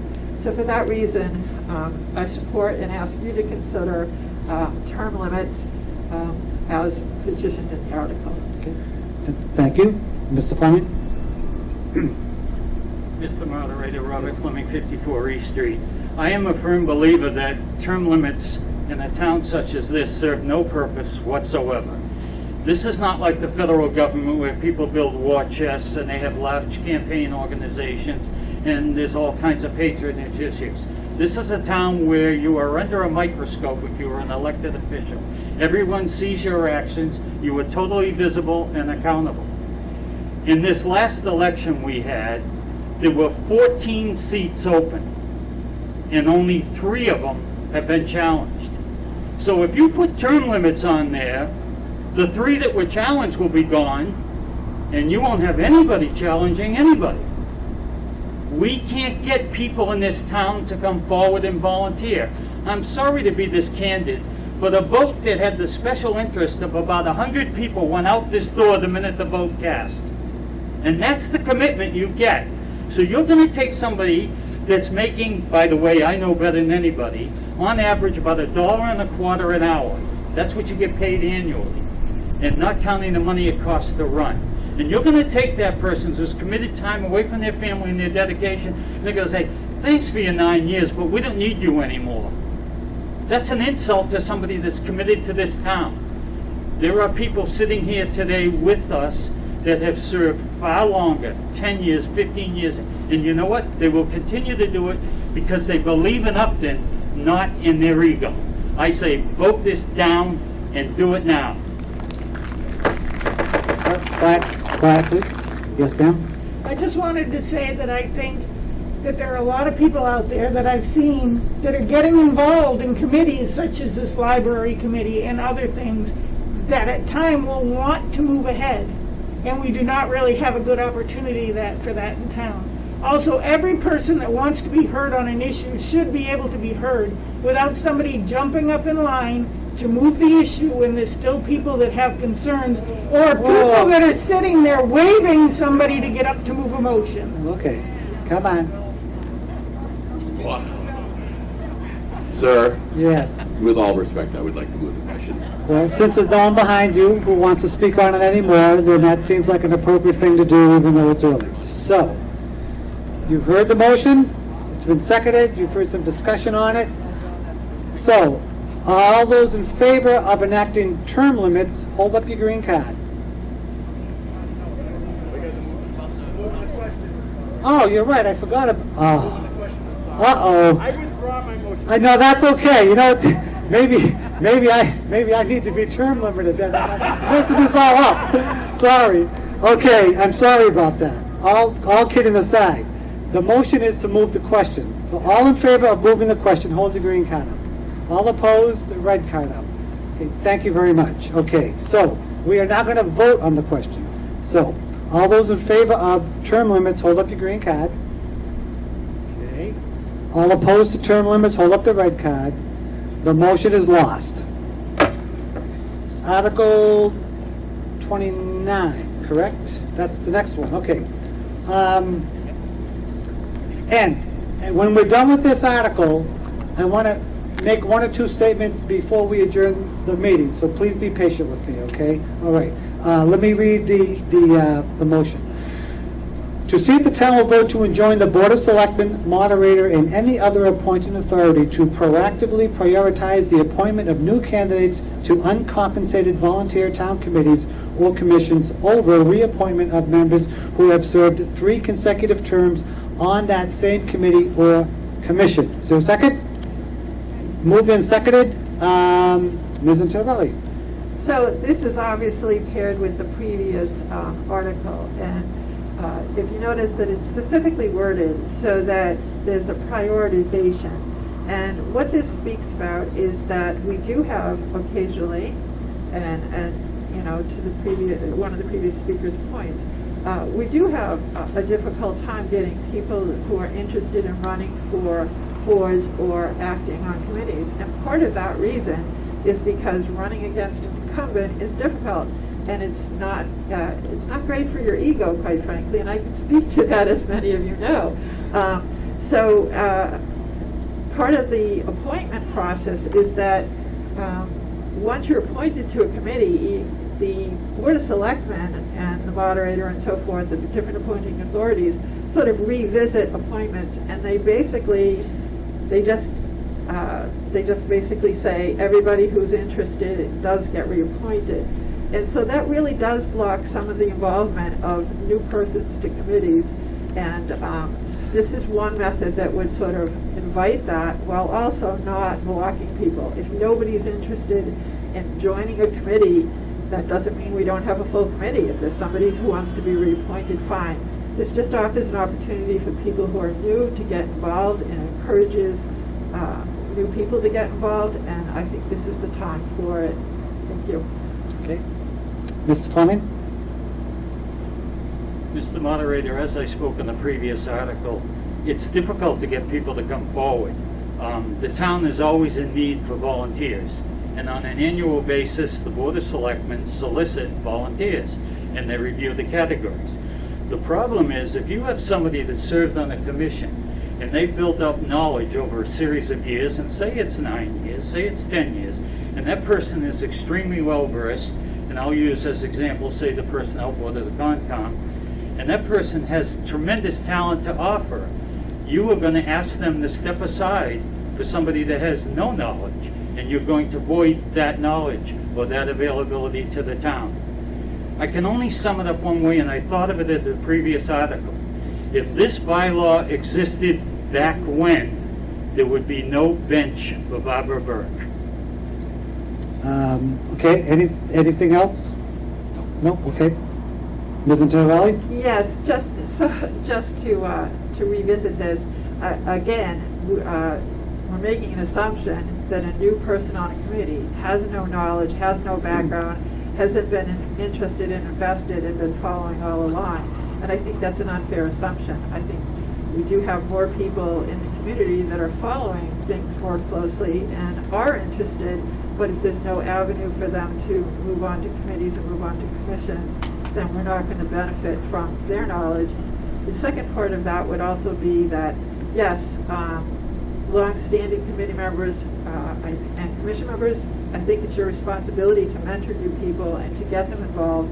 And just because you're not reappointed to a committee or commission doesn't mean that your voice isn't welcome at those committees and commissions, doesn't mean that you can't help, doesn't mean that you're not valued. It just means that we're preparing more people to do the job when you are no longer interested or available. Thank you. Okay. Mr. Desjardins? Mr. Moderator, thank you. I have been in politics for quite a while. I do love the town of Upton. And right now, I look around and I see 5, 6 selectmen that were here 20, 30, 40 years ago. They have served with no asking for any compensation. Mr. Robinson served in many boards in many parts of the town of Upton. Never asked for anything. Now, we are looked at like not useful, well, we shouldn't be around, we're old. But the fact is, the knowledge is there, and there. We talk to everybody around. We talk to the Finance Committee, the Planning Board. They ask questions. We're here. We've never bullied anybody. We just ask for a little respect and not talked about like we're not useful anymore. We will stay with the town of Upton forever. Okay. Thank you. Thank you. Yep, next. Real quick, Catherine Morsham.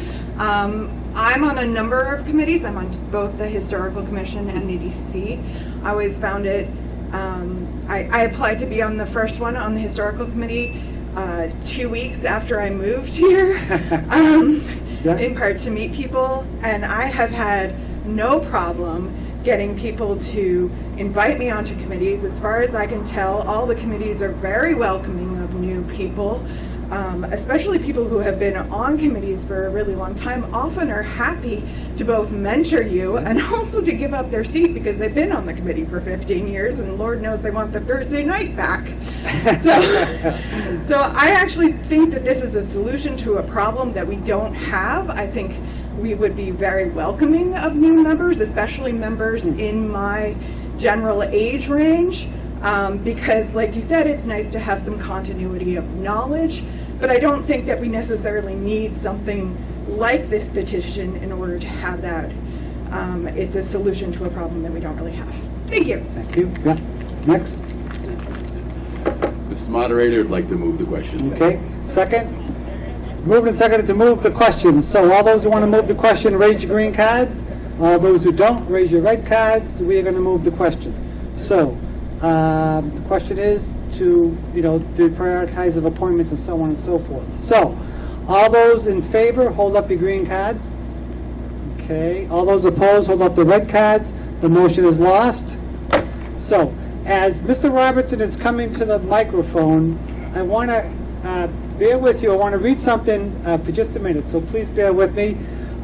This book here is called Town Meeting Time. This is the book I use. Basically, it's kind of like Robert's Rules of Orders, Parliamentary Procedure, and so on. There's a chapter in here on the history of town meeting. I just want to read one paragraph, so please bear with me. Thank you very much.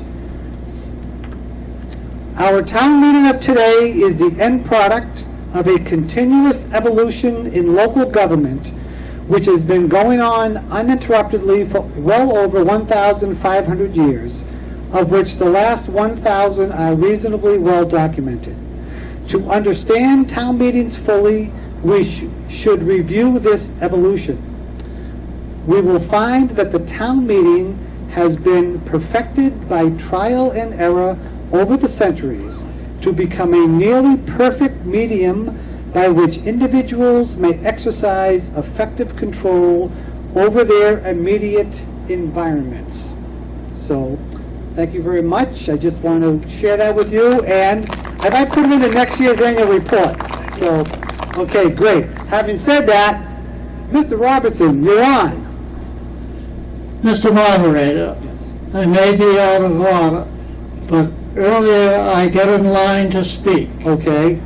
And unfortunately, I was behind Mr. Andrews. Okay. All right. So, just a few words. Go ahead. I'm a veteran. I'm 93. Yeah. And I'm a library trustee. Yeah. And I'm 100% for the new library. Okay, thank you. And based on that, I will make a motion to dissolve the warrant and adjourn the meeting. Is there a second? All those in favor, signify by saying aye. Opposed, no. Motion carries unanimously. Thank you very much, folks. Bye-bye.